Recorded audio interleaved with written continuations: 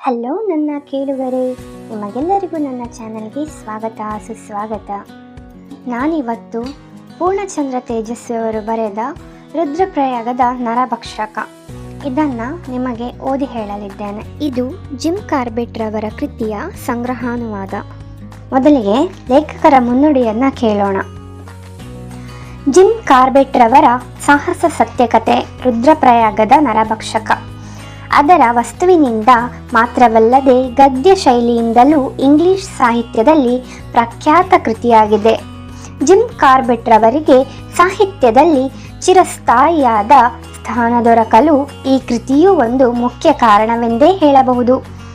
8 ವರ್ಷಗಳ ಪರ್ಯಂತ ರುದ್ರಪ್ರಯಾಗದ ಆಜುಬಾಜಿನ 500 ಚದರ ಮೈಲಿ ಪ್ರದೇಶದಲ್ಲಿ ನಿರಂತರವಾಗಿ 100 ಕಗ್ಗೊಲೆಗಳನ್ನು ಮಾಡಿದ ಈ ಚಿರತೆಯ ಕುಯುಕ್ತಿ, ಚಾಣಾಕ್ಷತೆ, ಮನುಷ್ಯರ ನಡವಳಿಕೆಯ ತಿಳುವಳಿಕೆಗಳು ಅದನ್ನು ಈ ಕಥೆಯ ಅಸಾಮಾನ್ಯ ಖಳನಾಯಕನನ್ನಾಗಿ ರೂಪಿಸಿದೆ. ಸರ್ಕಾರದಿಂದ ಹಿಡಿದು ಸಾರ್ವಜನಿಕರವರೆಗೂ ಎಲ್ಲರೂ ಕೂಡ ಇದು ಪ್ರಾಣಿಯಲ್ಲವೆಂದು, ಯಾವುದೋ ಕ್ರೂರ ಪಿಶಾಚಿಯೇ ಪ್ರಾಣಿ ರೂಪ ಧರಿಸಿ ಬಂದಿದೆ ಎಂದು ಯೋಚಿಸಿ ದಿಗ್ಭ್ರಾಂತರಾಗಿ ಕೈಕೆಟ್ಟು ಕುಳಿತರೆಂದರೆ ಈ ನರಭಕ್ಷಕ ಎಂಥ ಭೀಕರ ಕೊಲೆಪಾತಕಿಯಾಗಿರಬಹುದೆಂದು ನೀವೇ ಯೋಚಿಸಿ. ಅಂಥ ಸನ್ನಿವೇಶದಲ್ಲೂ ಎದೆಗೆಡದೆ ಎಲ್ಲರಿಗೂ ಧೈರ್ಯ ಹೇಳುತ್ತಾ ಅಕ್ಷರಶಃ ಪ್ರಾಣದ ಹಂಗು ತೊರೆದು ಈ ನರಭಕ್ಷಕನ ಕೊಲೆಗಳ ಸರಣಿಯನ್ನು ತಡೆಯಲು ಹೋರಾಡಿದ ಜಿಮ್ ಕಾರ್ಬೆಟ್ ಭಾರತ ರೂಪಿಸಿದ ಸರಳ, ಧೀರ, ಅಸಾಧಾರಣ ವ್ಯಕ್ತಿ. ಈತನ ಮುಗ್ಧ ಪ್ರಾಮಾಣಿಕತೆ, ಅಲ್ಲಿನ ಜನಗಳಿಗೂ ಈತನಿಗೂ ಇದ್ದ ಪರಸ್ಪರ ಪ್ರೀತಿ ಗೌರವಗಳು ಈ ಪುಸ್ತಕದಾದ್ಯಂತ ಎಷ್ಟು ಚೆನ್ನಾಗಿ ಪ್ರತಿಬಿಂಬಿತವಾಗಿದೆ ಎಂದರೆ ಈ ಕೃತಿ ಸಾಹಸಕತೆಗಳಿಂತಲೂ ಮಿಗಿಲಾಗಿ ನಿಮಗೆ ಘರ್ವಾಲಿನ ಜನರ ಸಾಮಾಜಿಕ ಕಾದಂಬರಿಯಂತೆ ಕಾಣುತ್ತದೆ. ನಾಳೆ ಬೆಳಗಾದರೆ ನಮ್ಮಲ್ಲಿ ಯಾರು ಇರುತ್ತಾರೆಯೋ ಯಾರು ಇರುವುದಿಲ್ಲವೋ ಎನ್ನುವಂತಹ ಸಂದರ್ಭದಲ್ಲೂ ಜಿಮ್ ಕಾರ್ಬೆಟ್ ಬಗ್ಗೆ ನಂಬಿಕೆ ಕಳೆದುಕೊಳ್ಳದೆ ಜೀವದ ಹಂಗು ತೊರೆದು ಕಾರ್ಬೆಟ್ರ ಅಸದೃಶ ಸಾಹಸದಲ್ಲಿ ಪಾಲ್ಗೊಂಡ ಘರ್ವಾಲಿನ ಮುಗ್ಧ ರೈತರು ಈ ಕೃತಿಯಲ್ಲಿ ಅವಿಸ್ಮರಣೀಯವಾಗಿ ಚಿತ್ರಿಸಲ್ಪಟ್ಟಿರುತ್ತಾರೆ. ರುದ್ರಪ್ರಯಾಗದ ನರಭಕ್ಷಕ ಮೈನವಿರೇಳಿಸುವಂತಹ ಸತ್ಯ ಕಥೆಯಾಗಿರುವಂತೆಯೂ ಅದ್ಭುತ ಕಲಾಕೃತಿಯೂ ಆಗಿದೆ. ಅಧ್ಯಾಯ 1. ಯಾತ್ರಿಕರ ದುರ್ಗಮ ದಾರಿ.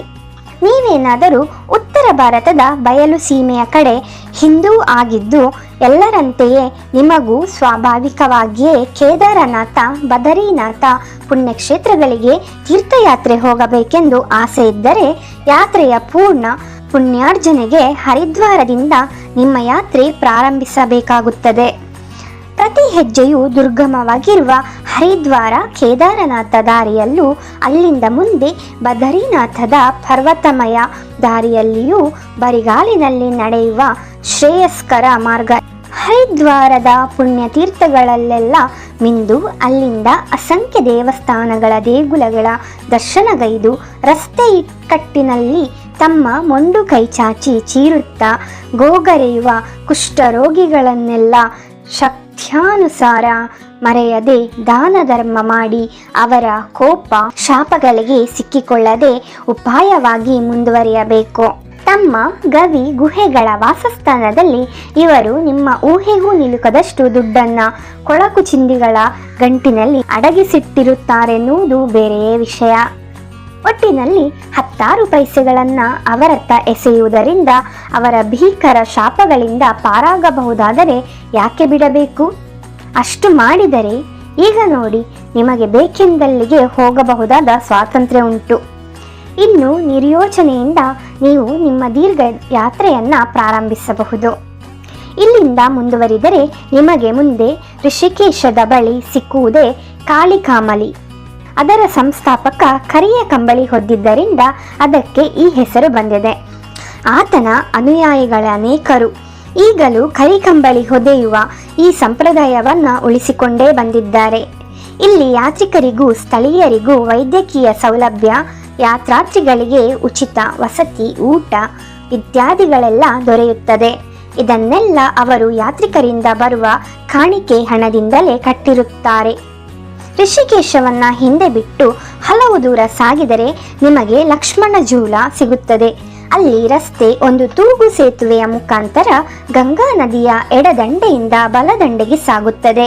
ಸೇತುವೆ ದಾಟುವಾಗ ಮಾತ್ರ ನೀವು ಆ ತೂಗು ಸೇತುವೆಯ ಮೇಲೆ ಸದಾ ಗುಂಪು ಕೂಡಿಕೊಂಡಿರುವ ಕೆಂಪು ಮೂತಿಯ ಕೋತಿಗಳನ್ನು ಅಲಕ್ಷಿಸುವಂತೆಯೇ ಇಲ್ಲ. ಹರಿದ್ವಾರದ ಕುಷ್ಠರೋಗಿಗಳಿಗಿಂತಲೂ ಇವು ಬಹುಮುಖ್ಯವಾದವು.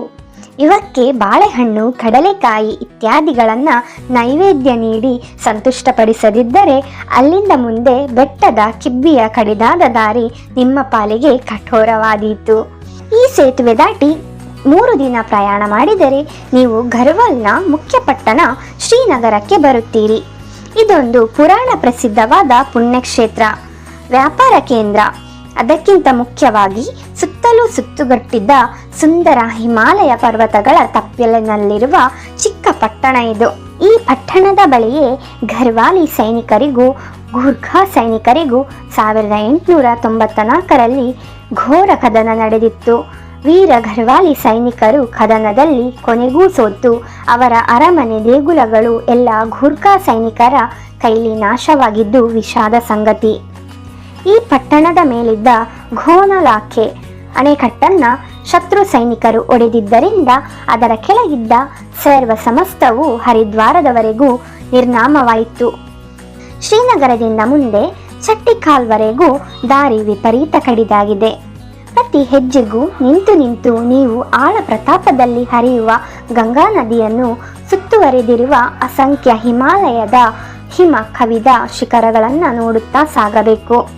ಈ ದುರ್ಗಮ ದಾರಿಯಲ್ಲಿ 1 ದಿನ ಪೂರ್ಣ ಪ್ರಯಾಣ ಮಾಡಿದರೆ ನೀವು ಚಟ್ಟಿಕಾಲ್ ಎನ್ನುವಲ್ಲಿಗೆ ಬರುತ್ತೀರಿ.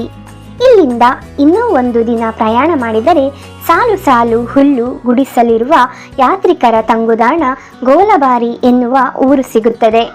ಗುಡ್ಡದ ಮೇಲೆ ಹುಟ್ಟುವ ಒರತೆಯೊಂದಕ್ಕೆ ಮರದ ದೊಂಬೆಗಳನ್ನು ಒಂದರ ಹಿಂದೊಂದರಂತೆ ಜೋಡಿಸಿ ಯಾತ್ರಿಕರ ತಂಗುದಾಣದವರೆಗೂ ಈ ನೀರನ್ನು ತರಲಾಗಿದೆ. ಬೇಸಿಗೆಯಲ್ಲೂ ಜುಳು ಜುಳು ಹರಿಯುವ ಇದು ಯಾತ್ರಿಕರ ಕುಡಿಯುವ ನೀರಿನ ಕೊರತೆಯನ್ನು ನೀಗಿಸುತ್ತದೆ. ಬೇರೆ ಸಮಯದಲ್ಲಿ ಬಿಡಿ ಪಚ್ಚೆ ವರ್ಣದ ಹಾಸುಂಬೆ ಹಬ್ಬಿದ ಬಂಡೆಗಳ ಮೇಲಿಂದ ನೀರು ಎಲ್ಲೆಂದರಲ್ಲಿ ಹರಿಯುತ್ತಾ ಇರುವುದರಿಂದ ಯಾರೂ ಇದನ್ನು ಗಮನಿಸುವುದೇ ಇಲ್ಲ. ಈ ಯಾತ್ರಿಕರ ತಂಗುದಾಣಗಳಿಂದ ಸುಮಾರು 100 ಗಜ ದೂರದಲ್ಲಿ ರಸ್ತೆಯ ಬಲಭಾಗಕ್ಕೆ ಒಂದು ದೊಡ್ಡ ಮಾವಿನ ಮರ ನಿಮಗೆ ಕಾಣಸಿಗುತ್ತದೆ. ಅದರ ಬಳಿಯೇ ಒಂದು ಚಿಕ್ಕ ಕಲ್ಲಿನಲ್ಲಿ ಕಟ್ಟಿದ 2 ಮಾಳಿಗೆಯ ಮನೆ ಇದೆ. ಗೋಲಬಾರಿಯ ಯಾತ್ರಿಕರ ತಂಗುದಾಣಗಳ ಒಡೆಯನಾದ ಒಬ್ಬ ಪಂಡಿತನದ್ದು ಈ ಮನೆ. ನಾನು ಮುಂದೆ ಹೇಳುವ ಕಥೆಯಲ್ಲಿ ಈ ಮನೆಯು, ಈ ಪರಿಸರವು ಪ್ರಧಾನ ಪಾತ್ರ ವಹಿಸುವುದರಿಂದ ಈ ವಿವರಗಳನ್ನು ಹೇಳುತ್ತಿದ್ದೇನೆ. ಇಲ್ಲಿಂದ ಮುಂದೆ ಸಿಕ್ಕುವುದೇ ರುದ್ರಪ್ರಯಾಗ. ಅಯ್ಯ ಯಾತ್ರಿಕ ಮಿತ್ರರೇ, ಇಲ್ಲಿ ನಾನು ನೀವು ವಿದಾಯ ಹೇಳಬೇಕಾಗುತ್ತದೆ. ಏಕೆಂದರೆ ನಿಮ್ಮ ದಾರಿ ಮಂದಾಕಿನಿ ನದಿಯ ಎಡಭಾಗದಲ್ಲಿ ಕೇದಾರನಾಥದ ಕಡೆಗೆ ಹೋಗುತ್ತದೆ. ನಾನು ಈ ಪರ್ವತಗಳನ್ನು ಹತ್ತಿ ನನ್ನ ಮನೆ ದಾರಿ ಹಿಡಿಯಬೇಕು. ನನ್ನ ಮನೆ ಇರುವುದು ಅಲ್ಲೇ ನೈನಿತಾಲ್ನಲ್ಲಿ. ನಿಮ್ಮ ಮುಂದಿರುವ ಕೋಟ್ಯಾಂತರ ಜನ ಪುರಾಣ ಕಾಲದಿಂದಲೂ ನಡೆದಾಡಿರುವ ಈ ದಾರಿ ಮುಂದೆ ಅತ್ಯಂತ ಕಡಿದಾಗಿ ದುರ್ಗಮವಾಗಿದೆ. ಸಮುದ್ರ ಮಟ್ಟದ ಹವೆಯಲ್ಲೇ ಬದುಕಿದ್ದ ನಿಮ್ಮ ಮನೆಯ ಸೂರಿಗಿಂತ ಎತ್ತರ ಹತ್ತಿಲ್ಲದ ಪೇಟೆಯ ಬೀದಿಗಳಲ್ಲಿ ಮಾತ್ರವೇ ಓಡಾಡಿಕೊಂಡಿದ್ದ ನಿಮ್ಮ ಸುಕೋಮಲ ಕಾಯಕ್ಕೆ ನಿಜಕ್ಕೂ ಯಮಯಾತನೆ ಕೊಡುತ್ತದೆ ಈ ಮುಂದಿನ ದಾರಿ. ಈ ಪರ್ವತಗಳ ನೆತ್ತಿಯ ಆಮ್ಲಜನಕ ವಿರಳ ಗಾಳಿಯಲ್ಲಿ ಉಸಿರಿಗೆ ಪರದಾಡುತ್ತಾ ಚೂಪುಗಲ್ಲುಗಳು ತುಂಬಿರುವ ಕಡಿದಾದ ದಾರಿಯಲ್ಲಿ ಕಾಲೆಲ್ಲ ಗಾಯವಾಗಿ ಕೊರೆಯುವ ಚಳಿಯಲ್ಲಿ ನಡುಗುತ್ತಾ ಇಷ್ಟೆಲ್ಲ ಕಷ್ಟ ಯಾತಕ್ಕಾಗಿ ಪಡುತ್ತಿದ್ದೇನೆಂದು ನಿಮಗೆ ಒಮ್ಮೊಮ್ಮೆ ಅನುಮಾನ ಆರಂಭವಾಗುತ್ತದೆ. ಆದರೆ ನೀವು ನಿಜವಾದ ಹಿಂದೂ ಆಗಿದ್ದರೆ ನಿಮ್ಮ ಧರ್ಮಶ್ರದ್ಧೆ ಈ ಲೋಕದ ಕಷ್ಟಗಳನ್ನೆಲ್ಲ ಪರಲೋಕದಲ್ಲಿ ನಿನಗೆ ಪ್ರಾಪ್ತವಾಗಲಿರುವ ಪುಣ್ಯಕ್ಕಾಗಿ ಅನುಭವಿಸಲು ಮನಃಶಕ್ತಿಯನ್ನು ನೀಡುತ್ತದೆ. ಭಾಗ 2 ನರಭಕ್ಷಕ. ಪ್ರಯಾಗ ಎಂದರೆ ಹಿಂದಿಯಲ್ಲಿ ಸಂಗಮ ಎಂದರ್ಥ. ರುದ್ರಪ್ರಯಾಗದಲ್ಲಿ ಕೇದಾರನಾಥದಿಂದ ಮಂದಾಕಿನಿ ನದಿಯು, ಬದರಿನಾಥದಿಂದ ಅಲಕಾನಂದ ನದಿಯು ಹರಿದು ಬಂದು ಸಂಗಮವಾಗುತ್ತದೆ. ಇಲ್ಲಿಂದ ಮುಂದೆ ಸಮ್ಮಿಲನಗೊಂಡ ಈ 2 ನದಿಗಳ ನೀರು ಗಂಗಾ ನದಿ ಎಂದು ಹೆಸರಾಗಿ ಮುಂದಕ್ಕೆ ಹರಿಯುತ್ತದೆ. ಹಿಂದೂಗಳು ಇದನ್ನು ಗಂಗಾಮಾಯಿ ಅಥವಾ ಗಂಗಾ ತಾಯಿ ಎಂದು ಭಕ್ತಿಯಿಂದ ಕರೆಯುತ್ತಾರೆ. ಯಾವುದಾದರೂ ಪ್ರಾಣಿ, ಅದು ಹುಲಿಯಾಗಲಿ, ಚಿರತೆಯಾಗಲಿ ಅಥವಾ ಸಿಂಹವಾಗಲಿ, ಅದು ನರಭಕ್ಷಕನಾದರೆ ಅದಕ್ಕೆ ಆ ಸ್ಥಳದ ಹೆಸರು ಕೊಟ್ಟು ಕರೆಯುತ್ತಾರೆ. ಇದು ಕೇವಲ ಅದನ್ನು ಗುರುತಿಸುವ ಸೌಲಭ್ಯಕ್ಕಾಗಿಯೇ ಹೊರತು ಆ ಪ್ರಾಣಿ ಆ ಜಾಗದಲ್ಲೇ ತನ್ನ ನರಭಕ್ಷಣೆಯನ್ನು ಪ್ರಾರಂಭಿಸಿತೆಂದಾಗಲಿ ಅಥವಾ ನರಭಕ್ಷಣೆಯನ್ನು ಅದೊಂದೇ ಜಾಗಕ್ಕೆ ಸೀಮಿತಗೊಳಿಸಿಕೊಂಡಿದೆ ಎಂದಾಗಲಿ ಅದರ ಅರ್ಥವಲ್ಲ. ರುದ್ರಪ್ರಯಾಗದಿಂದ ಕೇವಲ 12 ಮೈಲು ದೂರ ಚಿಕ್ಕ ಹಳ್ಳಿಯೊಂದರ ಬಳಿ ತನ್ನ ನರಭಕ್ಷಣೆ ಆರಂಭಿಸಿದ ಮತ್ತು ರುದ್ರಪ್ರಯಾಗ ಹಾಗೂ ಕೇದಾರನಾಥ ಯಾತ್ರಾ ಮಾರ್ಗದ ಅನೇಕರನ್ನ ಕೊಂದು ತಿಂದ ಈ ಚಿರತೆ ರುದ್ರಪ್ರಯಾಗದ ನರಭಕ್ಷಕ ಎಂದು ಪ್ರಸಿದ್ಧವಾಗಿದ್ದು ಸಹಜವಾಗೇ ಈ ಕಾರಣಕ್ಕೆ. ಚಿರತೆಗಳು ಭಾರತದ ಕಾಡುಗಳಲ್ಲಿನ ಅತಿ ಸುಂದರ ಪ್ರಾಣಿಗಳಲ್ಲಿ ಒಂದೆನ್ನಬಹುದು. ಅತಿ ಧೈರ್ಯಶಾಲಿ ಮತ್ತು ಯುಕ್ತಿವಂತ ಪ್ರಾಣಿಯಾದರೂ ಇದು ಬಹುಪಾಲು ತಂತಾನೇ ಸತ್ತ ಪ್ರಾಣಿಗಳನ್ನು ಇತರ ಪ್ರಾಣಿಗಳು ತಿಂದು ಬಿಟ್ಟ ಉಚ್ಪಿಷ್ಟಗಳನ್ನು ತಿಂದು ಬದುಕುತ್ತದೆ. ಹಸಿವಾದಾಗ ಅದು ಸತ್ತ ಎಂಥದ್ದನ್ನು ಆಫ್ರಿಕಾದ ಸಿಂಹಗಳಂತೆ ತಿನ್ನುತ್ತದೆ. ಚಿರತೆಗೆ ಹುಲಿಗಳಂತೆ ತಮ್ಮ ಆಹಾರವನ್ನು ತಾವೇ ಕೊಂದು ತಿನ್ನಬೇಕೆಂಬ ನಿಯಮವಿಲ್ಲ. ಗರ್ವಾಲಿನ ನಿವಾಸಿಗಳೆಲ್ಲ ಹಿಂದೂಗಳಾಗಿದ್ದರಿಂದ ಅವರು ಮೃತರನ್ನ ದಹನ ಮಾಡುತ್ತಾರೆ. ಅವರ ದಹನ ಕ್ರಿಯೆ ಸಾಧಾರಣವಾಗಿ ಯಾವುದಾದರೂ ನದಿ ದಂಡೆಯಲ್ಲೋ ಹಳ್ಳದ ತಡಿಯಲ್ಲೂ ಜರುಗುತ್ತದೆ. ಮೃತರ ಚಿತಾಭಸ್ಮವನ್ನ ಸಮೀಪದ ಹರಿಯುವ ನೀರಿನಲ್ಲಿ ವಿಸರ್ಜಿಸಿದರೆ ಅಥವಾ ಮಳೆಯಿಂದ ಅದೇ ತೊಳೆದು ಹಳ್ಳ ಹೊಳೆಗಳನ್ನು ಸೇರಿದರೆ ತನ್ಮೂಲಕ ಅದು ಗಂಗಾಮಾತೆಯನ್ನ ಸೇರಿ ಮೃತನಿಗೆ ಅನಾಯಾಸವಾಗಿ ಸದ್ಗತಿ ಪ್ರಾಪ್ತಿಯಾಗುತ್ತದೆಂಬ ನಂಬಿಕೆ. ಇಲ್ಲಿ ಸಾಧಾರಣವಾಗಿ ಹಳ್ಳಿಗಳೆಲ್ಲ ಬೆಟ್ಟದ ನೆತ್ತಿಯ ಮೇಲೆ ಇವೆ. ಹಳ್ಳ ಹೊಳೆಗಳಾದರೂ ಪರ್ವತದ ಕಣಿವೆಗಳಲ್ಲಿ ಕೆಳಗೆಲ್ಲ ಹರಿಯುತ್ತದೆ. ಪುಟ್ಟ ಪುಟ್ಟ ಈ ಹಳ್ಳಿಗಳಲ್ಲಿ ಯಾರಾದರೂ ಸತ್ತರೆ ಅವರ ಶವವನ್ನು ಪರ್ವತದ ತಳದಲ್ಲಿ ಎಲ್ಲೋ ಹರಿಯುವ ನದಿಯ ಬಳಿಗೆ ಹೊತ್ತೊಯ್ದು ಅಲ್ಲಿ ದಹನ ಕ್ರಿಯೆಯನ್ನು ಅವರ ಕರ್ಮಗಳನ್ನು ಜರುಗಿಸಿ ಬರುವುದು ಊರಿನ 10 ಮಂದಿಗೆ ಮೈ ಮುರಿಯುವ ಕೆಲಸವೇ ಸರಿ. ಶವವನ್ನೊಯ್ಯುವುದಲ್ಲದೆ ಅಂತ್ಯಕ್ರಿಯೆಗೆ ಅಗತ್ಯವಾದ ಕಟ್ಟಿಗೆಗಳನ್ನು ಒಯ್ಯಬೇಕಾದ್ದರಿಂದ ಅವರ ಕಷ್ಟಗಳನ್ನು ಯಾರೂ ಊಹಿಸಬಹುದು. ಎಷ್ಟೇ ಕಷ್ಟವಾದರೂ ಜನ ಧರ್ಮಶ್ರದ್ಧೆಯಿಂದ ಇದನ್ನು ಸಾಧಾರಣ ಸಮಯದಲ್ಲಿ ಗುಣಗದೆ ಮಾಡುತ್ತಿದ್ದರು. ಆದರೆ ಸಾಂಕ್ರಾಮಿಕ ರೋಗಗಳು ಶುರುವಾದರೆ ಹಳ್ಳಿಗಳ ಬಹುಪಾಲು ಜನ ಕಾಯಿಲೆ ಕಸಾಲೆಗಳಿಗೆ ತುತ್ತಾದರೆ ಹಳ್ಳಿಗರ ಅಪಕರ್ಮ ಸಾಮರ್ಥ್ಯಕ್ಕಿಂತ ವೇಗವಾಗಿ ಜನ ಸಾಯಲು ಶುರುವಾದರೆ ಆಗ ಕಳೇಬರಗಳಿಗೆ ಅವರು ಸಂಪ್ರದಾಯಬದ್ಧ ವಿದಾಯ ಹೇಳುವುದು ಕಷ್ಟವಾಗುತ್ತಿತ್ತು. ಆಗೆಲ್ಲ ಅವರು ಬಹಳ ಸರಳ ವಿಧಾನವನ್ನು ಅನುಸರಿಸುತ್ತಿದ್ದರು. ಹಳ್ಳಿಗಳ ಬಳಿಯೇ ಅವರು ಮಾಡಬೇಕಾದ ಕ್ರಿಯೆಗಳನ್ನೆಲ್ಲ ಮಾಡಿ ಹೆಣದ ಬಾಯೊಳಗೆ ಒಂದಷ್ಟು ಬೆಂಕಿಯ ಕೆಂಡಗಳನ್ನಿಟ್ಟು ಸತ್ತವನನ್ನು ಹೊತ್ತುಕೊಂಡು ಹೋಗಿ ಬೆಟ್ಟದ ಕಿಬ್ಬಿಯಿಂದ ಕಣಿವೆಯ ಪಾತಾಳಕ್ಕೆ ಎಸೆದು ನಮೋ ನಮಃ ಎಂದು ಬಿಡುತ್ತಿದ್ದರು. ಇದರಿಂದ ಅವರಿಗೆ ಮೃತ ಶರೀರವನ್ನು ಕಣಿವೆಯ ಪಾತಾಳಕ್ಕೆ ಹೊತ್ತೊಯ್ಯುವ ಕಷ್ಟ ತಪ್ಪುತ್ತಿತ್ತು. ಒಂದು ಚಿರತೆ ಹಿಮಾಲಯದ ಈ ಕಣಿವೆಯ ಕಾಡೊಳಗಿದ್ದು ಅದರ ಸ್ವಾಭಾವಿಕ ಆಹಾರದ ಕೊರತೆ ಇದ್ದಾಗ ಅನಾಯಾಸವಾಗಿ ಬಂದು ಬೀಳುತ್ತಿದ್ದ ಈ ಹೆಣಗಳನ್ನು ತಿಂದು ತಿಂದು ಬದುಕಲಾರಂಭಿಸಿತು. ಆದರೆ ಆ ಹಳ್ಳಿಗಳನ್ನು ಕಾಡುತ್ತಿದ್ದ ಸಾಂಕ್ರಾಮಿಕ ರೋಗ ನಿರ್ಗಮಿಸಿದ ನಂತರ ಆ ವೇಳೆಗಾಗಲೇ ಸತ್ತ ಮನುಷ್ಯರ ಮಾಂಸ ತಿಂದು ನರಮಾಂಸದ ರುಚಿ ಹಿಡಿದಿದ್ದ ಚಿರತೆಗೆ ಹೊಟ್ಟೆಪಾಡಿನ ಚಿಂತೆ ಪ್ರಾರಂಭವಾಯಿತು.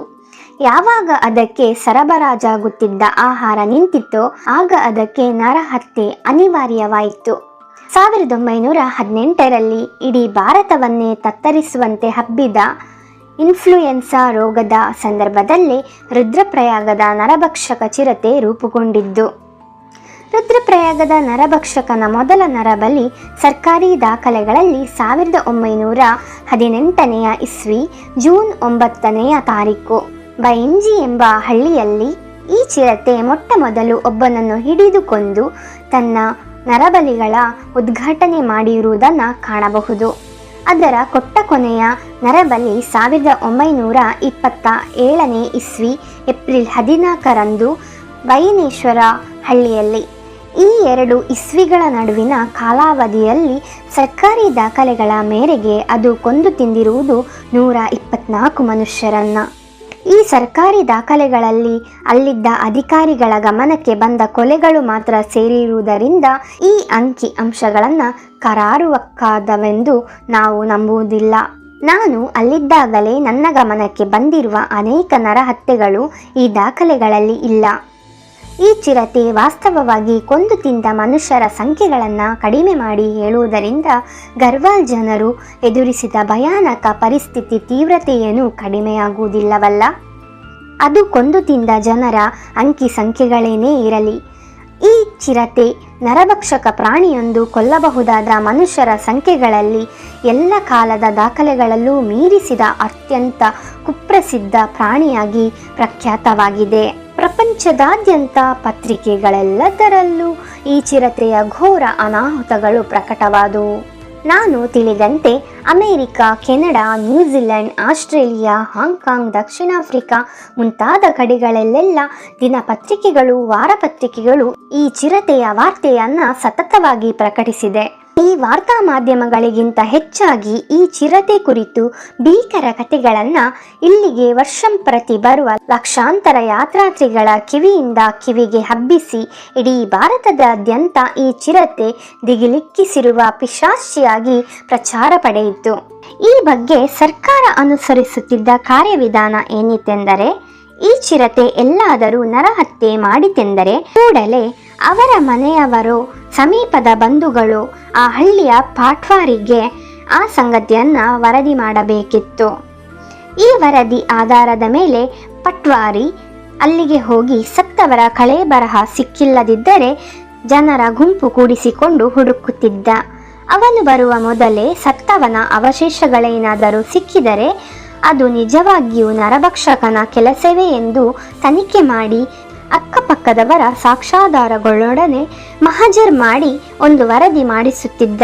ಅದು ಕೊಲೆ ಕೂನಿಗಳಲ್ಲವೆಂದಾದರೆ ಆ ಶವವನ್ನು ಅಥವಾ ಅಳಿದುಳಿದ ಅವಶೇಷಗಳನ್ನು ಸ್ಥಳದಿಂದ ತೆಗೆದು ಅವರವರ ಪದ್ಧತಿಯ ಪ್ರಕಾರ ಸಂಸ್ಕಾರ ಮಾಡಲು ಅನುಮತಿ ಕೊಡುತ್ತಿದ್ದ. ಈ ಕ್ರಮದಲ್ಲಿ ಮಹಜರಾಗಿ ಸಿದ್ಧವಾದ ವರದಿ ಸರ್ಕಾರಕ್ಕೆ ತಲುಪಿದ ನಂತರವೇ ಅದು ಆ ಜಿಲ್ಲೆಯ ಆಡಳಿತ ಮುಖ್ಯಸ್ಥನಾದ ಜಿಲ್ಲಾಧಿಕಾರಿಯ ಮುಖ್ಯಾಂತರ ಸರ್ಕಾರಿ ದಾಖಲೆಗಳಲ್ಲಿ ಆ ನರಭಕ್ಷಕ ಚಿರತೆಯ ಲೆಕ್ಕಕ್ಕೆ ಜಮಾ ಮಾಡಲಾಗುತ್ತಿತ್ತು. ಎಷ್ಟೋ ಸಾರಿ ಮೃತನ ಅವಶೇಷಗಳು ದೊರೆಯದಿದ್ದಾಗ ಆ ಕೊಲೆಯನ್ನು ಅಪೂರ್ಣ ತನಿಖೆ ಎಂದು ನಿರ್ಧರಿಸಿ ಅದನ್ನು ದಾಖಲೆಗಳಲ್ಲಿ ಸೇರಿಸುತ್ತಿರಲಿಲ್ಲ. ಬಹಳ ಸಾರಿ ಹುಲಿ ಚಿರತೆಗಳು ತಮ್ಮ ಬೇಟೆಯನ್ನು ಏಕಾಂತದಲ್ಲಿ ತಿನ್ನಲು ಮೈಲುಗಳವರೆಗೆ ಒಯ್ಯುತ್ತವೆ. ಎಷ್ಟೋ ಸಾರಿ ಅವು ಮನುಷ್ಯರನ್ನ ಕೊಂದು ಚೂರು ಬಿಡದಂತೆ ತಿಂದು ಮುಗಿಸುತ್ತದೆ. ಇಂಥ ಬೇಕಾದಷ್ಟು ಘಟನೆಗಳು ಸರ್ಕಾರಿ ಲೆಕ್ಕಕ್ಕೆ ಸೇರಿಯೇ ಇಲ್ಲವೆಂದು ಖಂಡಿತವಾಗಿಯೂ ಹೇಳಬಹುದು. ಹೀಗಾಗಿ ಸರ್ಕಾರದ ಕಾರ್ಯವಿಧಾನ ಸಮಂಜಸವಾದುದೇ ಆದರೂ ರುದ್ರಪ್ರಯಾಗದ ಚಿರತೆಯ ಅಸಾಧಾರಣ ಸಂದರ್ಭದಲ್ಲಿ ಸಮರ್ಪಕವಾದುದು ಎಂದು ಹೇಳಲಾಗುವುದಿಲ್ಲ. ಅಧ್ಯಾಯ 3 ಭೀತಿ. ನಾವು ಭೀತಿ ಎಂಬ ಪದವನ್ನು ಕಂಡ ಸರ್ವೇ ಸಾಮಾನ್ಯ ಸಂದರ್ಭಗಳಲ್ಲೆಲ್ಲ ಉಪಯೋಗಿಸಿ ಈ ಕಥೆಯಲ್ಲಿ ನಾನು ಉದ್ದೇಶಿಸಿರುವ ಅರ್ಥ ನಿಮ್ಮ ಅರಿವಿಗೆ ಬರುವುದು ಕಷ್ಟ.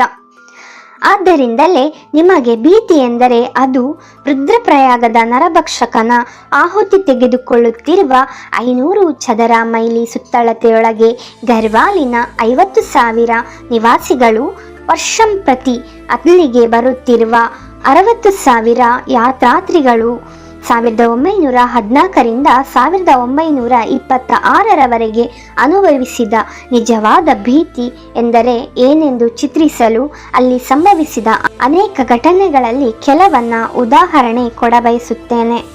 ಯಾವ ಸರ್ಕಾರವು ನಿಷೇಧಾಜ್ಞೆಯನ್ನು ಸಹ ಅಷ್ಟು ಕಟ್ಟುನಿಟ್ಟಾಗಿ ಜಾರಿ ಮಾಡಲಾಗುತ್ತಿರಲಿಲ್ಲ ಮತ್ತು ಜನರು ವಿಧೇಯವಾಗಿ ಪಾಲಿಸುತ್ತಿರಲಿಲ್ಲ. ಅಷ್ಟು ಕಟ್ಟುನಿಟ್ಟಾಗಿತ್ತು ಈ ರುದ್ರಪ್ರಯಾಗದ ನರಭಕ್ಷಕ ವಿಧಿಸಿದ ನಿಷೇಧಾಜ್ಞೆ.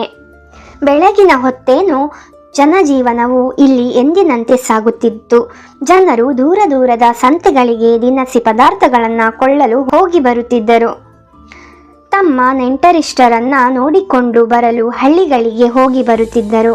ಹೆಂಗಸರು ಗುಡ್ಡಕ್ಕೆ ಹೋಗಿ ಹುಲ್ಲು ಕತ್ತರಿಸಿ ದನಗಳ ಮೇವಿಗೂ ಗುಡಿಸಲಿನ ಸೂರಿಗೆ ಹೊದ್ದಿಸಲು ತರುತ್ತಿದ್ದರು. ಮಕ್ಕಳು ಸ್ಕೂಲಿಗೂ ದನಗಳನ್ನು ಮೇಯಿಸಲು ಅಡ್ಡಾಡುತ್ತಿದ್ದರು. ಬೇಸಿಗೆಯ ಕಾಲವಾದರೆ ಯಾತ್ರಿಕರೂ ಸಹ ಗುಂಪಾಗಿಯೋ ಏಕಾಂಗಿಯಾಗಿಯೋ ರಸ್ತೆಗುಂಟ ಬದರೀನಾಥ ಕಡೆಗೂ ಕೇದಾರನಾಥದ ಕಡೆಗೂ ಪ್ರಯಾಣ ಬೆಳೆಸುತ್ತಿದ್ದರು. ಆದರೆ ಸೂರ್ಯ ಪಶ್ಚಿಮ ಬುದಿಗೆ ಸಮೀಪವಾದಂತೆ ಗಿಡಮರಗಳ ಗಿರಿ ಶಿಖರಗಳ ನೆರಳು ನೀಳವಾಗಿ ಉದ್ದಾದಂತೆ ಅಲ್ಲಿನ ಜನಗಳ ನಡೆನುಡಿಗಳಲ್ಲಿ ಹಠಾತ್ ಪರಿವರ್ತನೆ ಗೋಚರವಾಗುತ್ತಿತ್ತು. ದೂರದ ಊರುಗಳಿಗೂ ಸಂತೆಗಳಿಗೂ ಕಾರ್ಯಾರ್ಥ ಹೋಗಿದ್ದವರು ಗಡಿಬಿಡಿಯಲ್ಲಿ ಊರಿನ ಕಡೆ ದೌಡಾಯಿಸುತ್ತಿದ್ದರು. ಹುಲ್ಲಿನ ದೊಡ್ಡ ದೊಡ್ಡ ಹೊರೆಗಳನ್ನ ಹೊತ್ತ ಹೆಂಗಸರು ತಮ್ಮ ತಮ್ಮ ಗುಡಿಸಲುಗಳ ಕಡೆಗೆ ಓಡೋಡಿ ಬರುತ್ತಿದ್ದರು. ಸ್ಕೂಲಿಗೂ ದನ ಮೇಯಿಸಲು ಹೋದ ಮಕ್ಕಳನ್ನ ಗಾಬರಿಯಿಂದ ಅವರ ತಾಯಂದಿರು ಕರೆಯುತ್ತಾ ಹುಡುಕಾಡುತ್ತಿದ್ದರು. ಸುಸ್ತಾಗಿ ಕಾಲ ಎಳೆಯುತ್ತಾ ಬರುವ ಯಾತ್ರಿಕರಿಗೆ ಸ್ಥಳೀಯ ಊರಿನವರು ಬೇಗ ಬೇಗ ತಂಗುದಾಣವನ್ನ ಸೇರಿಕೊಳ್ಳುವಂತೆ ಎಚ್ಚರಿಕೆ ಕೊಡುತ್ತಿದ್ದರು. ಕತ್ತಲಾಗುತ್ತಿದ್ದಂತೆ ಭಯಂಕರ ನಿಶ್ಶಬ್ದ ಇಡೀ ಪ್ರಾಂತವನ್ನ ಆವರಿಸುತ್ತಿತ್ತು. ಒಂದೇ ಒಂದು ಸದ್ದು ಚಲನೆ ಕಾಣದಂತಹ ಗಪ್ಚಿಪ್. ಅಲ್ಲಿನ ಜನಸಂಖ್ಯೆಯಷ್ಟೂ ಬಾಗಿಲು ಭದ್ರಪಡಿಸಿ ಒಳಗೆ ಕುಳಿತು ಬೀಳುತ್ತಿದ್ದರು. ಅನೇಕರು ಇಮ್ಮಡಿ ಭದ್ರತೆಗಾಗಿ ಎರಡೆರಡು ಬಾಗಿಲುಗಳನ್ನು ಮಾಡಿಕೊಂಡಿದ್ದರು. ಯಾತ್ರಿಕರ ಗುಂಪುಗಳಿಗೆ ಮನೆಗಳಲ್ಲಿ ವಸತಿ ಸಾಲದಿದ್ದರೆ ಅವರು ತಂಗುದಾಣಗಳಲ್ಲಿ ಒಟ್ಟಾಗಿ ಗುಂಪುಗಟ್ಟಿ ಮಲಗುತ್ತಿದ್ದರು. ಆದರೆ ಮನೆಯಾಗಲಿ ತಂಗುದಾಣವಾಗಲಿ ಎಲ್ಲಿಂದಲೂ ಒಂದೇ ಒಂದು ಸದ್ದೂ ಇರುತ್ತಿರಲಿಲ್ಲ. ನರಭಕ್ಷಕನ ಗಮನ ಸೆಳೆದೀತೆಂಬ ಭೀತಿಗೆ ಯಾರೂ ಗಟ್ಟಿಯಾಗಿ ಉಸಿರೂ ಸಹ ಬಿಡುತ್ತಿರಲಿಲ್ಲ. ಗರ್ವಾಲಿನ ಜನ ಸುಮಾರು 8 ವರ್ಷಗಳ ಪರ್ಯಂತ ಈ ಬಗೆಯ ಭೀತಿಗ್ರಸ್ತ ವಾತಾವರಣದಲ್ಲಿ ಉಸಿರು ಬಿಗಿ ಹಿಡಿದು ಬದುಕಿದರು. ಈ ಘೋರ ಭೀತಿಗೆ ಕಾರಣವಾದ ಅನೇಕ ಸಂಗತಿಗಳಲ್ಲಿ ಹಲವನ್ನ ನಿಮಗೆ ಹೇಳಿದರೆ ಈ ಜನರ ಭೀತಿ ನಿಮಗೆ ಅಂದಾಜಾಗಬಹುದು. ಒಬ್ಬನ ಬಳಿ ಅವನ 40 ಕುರಿಗಳನ್ನ ಕಾಯಲು ಕುರಿ ಕಾಯುವ ಕೆಲಸಕ್ಕೆ ಒಬ್ಬ ತಬ್ಬಲಿ ಹುಡುಗ 14 ವರ್ಷ ವಯಸ್ಸಿನವನು ಸೇರಿಕೊಂಡಿದ್ದ. ದಿನ ಕುರಿ ಮೇಯಿಸಿ ಹಿಂತಿರುಗಿದ ನಂತರ ಅವನಿಗೆ ಊಟ ಕೊಟ್ಟು ಕುರಿಗಳೊಡನೆ ಕುರಿ ಒಡ್ಡಿಯೊಳಗೆ ಕೂಡಿಬಿಡುತ್ತಿದ್ದರು. ಅದೊಂದು 2 ಮಾಳಿಗೆಯ ಮನೆ. ಅದರ ಮೇಲ್ಭಾಗದಲ್ಲಿ ಮನೆಯ ಯಜಮಾನನ ಸಂಸಾರ, ಕೆಳಭಾಗವೇ ಕುರಿ ಒಡ್ಡಿ. ಕುರಿಗಳ ಯಜಮಾನನು ಕುರಿ ಒಡ್ಡಿಯ ಪಕ್ಕದ ಕೋಣೆಯಲ್ಲಿಯೇ ಮಲಗುತ್ತಿದ್ದ. ಹುಡುಗ ಕುರಿ ಒಡ್ಡಿಯೊಳಗೆ ಒಂದು ಮೂಲೆಯಲ್ಲಿ ಕುರಿಗಳು ಮೈಮೇಲೆ ಬೀಳದಂತೆ ಬೇಲಿ ಮಾಡಿಕೊಂಡು ಹುಲ್ಲಿನ ಹಾಸಿಗೆಯಲ್ಲಿ ಮಲಗುತ್ತಿದ್ದ. ಹುಡುಗ ಒಡ್ಡಿಯೊಳಗೆ ಮಲಗಲು ಹೋದ ನಂತರ ಯಜಮಾನ ಅದರ ಬಾಗಿಲೆಳೆದು ಬಾಗಿಲಿಗೆ ಉದ್ದ ಸರಪಳೆಯನ್ನ ಸೂರಿನ ಚಿಲಕಕ್ಕೆ ಸಿಕ್ಕಿಸಿ ಅದು ಕಳಚಿಕೊಳ್ಳದಂತೆ ಚಿಲಕಕ್ಕೆ ಕೋಲನ್ನ ಸಿಕ್ಕಿಸಿ ಬಿಡುತ್ತಿದ್ದ. ಹುಡುಗನೂ ಸಹ ತನ್ನ ಭದ್ರತೆಗೆ ಸ್ವಂತ ಏರ್ಪಾಟುಗಳನ್ನು ಮಾಡಿಕೊಂಡಿದ್ದ. ತಾನು ತಂದಿಟ್ಟುಕೊಂಡಿದ್ದ ದೊಡ್ಡ ಕಲ್ಲನ್ನ ಬಾಗಿಲಿಗೆ ಅಡ್ಡಲಾಗಿ ಜರುಗಿಸಿ ಅಕಸ್ಮಾತ್ ಚಿಲಕ ಕಳಚಿಕೊಂಡರೂ ಸುಲಭಕ್ಕೆ ಬಾಗಿಲು ತೆರೆಯಲು ಸಾಧ್ಯವಾಗದಂತೆ ಮಾಡಿಕೊಂಡಿದ್ದ. ಆ ಒಡ್ಡಿಗೆ ಕಿಟಕಿಗಳೇ ಇಲ್ಲದ್ದರಿಂದ ಅದು ತಕ್ಕ ಮಟ್ಟಿಗೆ ಬಂದೋಬಸ್ತಾದ ಒಡ್ಡಿಯೇ ಎನ್ನಬಹುದು. ಹುಡುಗನನ್ನ ಆ ದಿನ ಒಳಹಾಕಿ ಸರಿಯಾಗಿ ಬಾಗಿಲು ಭದ್ರ ಮಾಡಿದ್ದು ನನಗೆ ಚೆನ್ನಾಗಿ ನೆನಪಿದೆ ಎಂದು ಆ ಕುರಿಗಳ ಯಜಮಾನ ಹೇಳುತ್ತಾನೆ. ಅವನ ಹೇಳಿಕೆಯನ್ನ ಅನುಮಾನಿಸಲು ನನಗೆ ಯಾವುದೇ ಕಾರಣ ಇಲ್ಲ. ಆ ಒಡ್ಡಿ ಬಾಗಿಲನ್ನ ತೆಗೆಯಲು ಚಿರತೆ ಸಾಕಷ್ಟು ಪ್ರಯತ್ನ ಪಟ್ಟಿತೆಂಬುದಕ್ಕೂ ಬಾಗಿಲ ಮೇಲೆ ಮೂಡಿದ್ದ ಚಿರತೆಯ ಪರಚಿದ ಗುರುತುಗಳನ್ನ ನೋಡಬಹುದು. ಬಹುಶಃ ಹಲವಾರು ಬಾರಿ ತಳ್ಳಾಡಿದ ಮೇಲೆ ಅಲುಗಾಟಕ್ಕೆ ಬಾಗಿಲಿನ ಚಿಲಕಕ್ಕೆ ಅಡ್ಡ ಸಿಕ್ಕಿಸಿದ್ದ ಕೋಲು ಬಿದ್ದು ಹೋಗಿರಬೇಕು. ಅನಂತರ ಒಳಗಿನಿಂದ ಬಾಗಿಲಿಗೆ ಅಡ್ಡ ಇಟ್ಟಿದ್ದ ಕಲ್ಲನ್ನು ತಳ್ಳಿ ಬಾಗಿಲನ್ನ ತೆರೆಯುವುದು ಚಿರತೆಗೆ ಅಷ್ಟೇನು ಕಷ್ಟವಾಗಿದ್ದಿರಲಾರದು. ಚಿಕ್ಕ ಒಡ್ಡಿಯೊಳಗೆ 40 ಕುರಿಗಳು ಕಿಕ್ಕಿರಿದು ತುಂಬಿರುವಾಗ ಅವುಗಳೆಡೆಯಲ್ಲಿ ಹೇಗೆ ಜಾಗ ಮಾಡಿಕೊಂಡು ಚಿರತೆಯಂತಹ ಪ್ರಾಣಿ ಒಡ್ಡಿಯ ಮೂಲೆಯೊಂದರಲ್ಲಿ ಬೇಲಿಯೊಳಗೆ ಮಲಗಿದ್ದ ಹುಡುಗನ ಬಳಿಗೆ ಹೋಯಿತು? ಮಲಗಿದ್ದ ಕುರಿಗಳ ಮೇಲೆ ಹತ್ತಿಳಿದು ಹೋಯಿತೆ, ಅಥವಾ ಅವುಗಳ ಹೊಟ್ಟೆಯಡಿ ನುಸುಳಿ ಹೋಯಿತೆ, ಅಥವಾ ಬಾಗಿಲು ಸರಿಸಿ ಚಿರತೆ ಒಳನುಗ್ಗಿದ ಕೂಡಲೇ ಕುರಿಗಳೆಲ್ಲ ಹೊರಗೆ ನುಗ್ಗಿ ಓಡಿ ಹೋದವೆ? ಹೇಗೆ ಯೋಚಿಸಿದರೂ ಇದು ಕಲ್ಪನೆಗೆ ಅಸಾಧ್ಯವಾಗಿದೆ. ಬಹುಶಃ ಈ ಗಲಭೆಯೆಲ್ಲ ನಡೆಯುತ್ತಿದ್ದಾಗ ಹುಡುಗ ಗಾಢ ನಿದ್ದೆಯಲ್ಲಿದ್ದನೆಂದು ತೋರುತ್ತದೆ. ಏಕೆಂದರೆ ಆಗಲೂ ಮತ್ತು ಅನಂತರವೂ ಹುಡುಗ ಕಿರುಚಾಡಿದ್ದು ಯಾರಿಗೂ ಕೇಳಲಿಲ್ಲ. ಹುಡುಗನನ್ನು ಅವನ ಬೇಲಿಯೊಳಗಿನ ಹಾಸಿಗೆಯ ಮೂಲೆಯಿಂದಲೇ ಕೊಂದು ಚಿರತೆ ಅವನನ್ನು ಕಚ್ಚಿಕೊಂಡು ಹೊರಬಂದಿದೆ. ಆ ವೇಳೆಗಾಗಲೇ ಒಡ್ಡಿಯೊಳಗಿನ ಕುರಿಗಳೆಲ್ಲ ಕತ್ತಲಲ್ಲಿ ದಿಕ್ಕಾಪಾಲಾಗಿ ಓಡಿ ಹೋಗಿದ್ದರಿಂದ ಚಿರತೆಗೆ ಹುಡುಗನ ಮೃತ ಶರೀರವನ್ನು ಸಾಗಿಸುವುದೇನೂ ಕಷ್ಟವಾಗಲಿಲ್ಲ.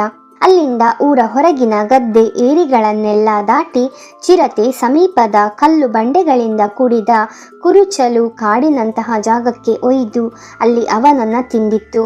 ಏಕೆಂದರೆ ಕೆಲ ಹೊತ್ತಿನ ಬಳಿಕ ಬೆಳಗಾದಾಗ ಕುರಿಗಳ ಯಜಮಾನ ತನ್ನ ಆಳನ್ನು ಹುಡುಕಿಕೊಂಡು ಬಂದರೆ ಹುಡುಗನ ಅಳಿದುಳಿದ ಅವಶೇಷಗಳನ್ನು ಅವನು ಕಂಡಿದ್ದು ಇಲ್ಲೇ. ಇಷ್ಟೆಲ್ಲ ಆದರೂ ಆತನ 40 ಕುರಿಗಳಿಗೂ ಯಾವ ಗಾಯಗಳೂ ಆಗಿರಲಿಲ್ಲ ಎಂದರೆ ನಂಬುವುದು ಕಷ್ಟ. ಒಬ್ಬ ಓರಗೆಯವ ಸಂಜೆ ಹರಟೆ ಹೊಡೆದು ಕಾಲ ಕಳೆಯುವುದಕ್ಕೆ ಇನ್ನೊಬ್ಬ ರೈತನ ಮನೆಗೆ ಬಂದಿದ್ದ. ಅವರಿಬ್ಬರಿಗೂ ಕುಳಿತಿದ್ದ ಜಾಗದಿಂದ ಬಾಗಿಲು ಕಾಣುತ್ತಿರಲಿಲ್ಲ. ಬಾಗಿಲನ್ನು ಮುಚ್ಚಿದರೆ ವಿನಃ ಅಗುಳಿ ಹಾಕಿರಲಿಲ್ಲ. ಇಬ್ಬರು ರೈತರು ಗೋಡೆಗೆ ಒರಗಿಕೊಂಡು ಆರಾಮವಾಗಿ ಹುಕ್ಕ ಸೇದುತ್ತಾ ನಿರ್ಯೋಚನೆಯಿಂದ ಹರಟೆ ಹೊಡೆಯುತ್ತಿದ್ದರು. ಏಕೆಂದರೆ ಆವರೆಗೂ ಆ ಹಳ್ಳಿಯಲ್ಲಿ ಯಾವ ನರಹತ್ಯೆಯೂ ಸಂಭವಿಸಿರಲಿಲ್ಲ. ಆ ಕೋಣೆಯೊಳಗೆ ಸಾಕಷ್ಟು ಬೆಳಕಿರಲಿಲ್ಲ.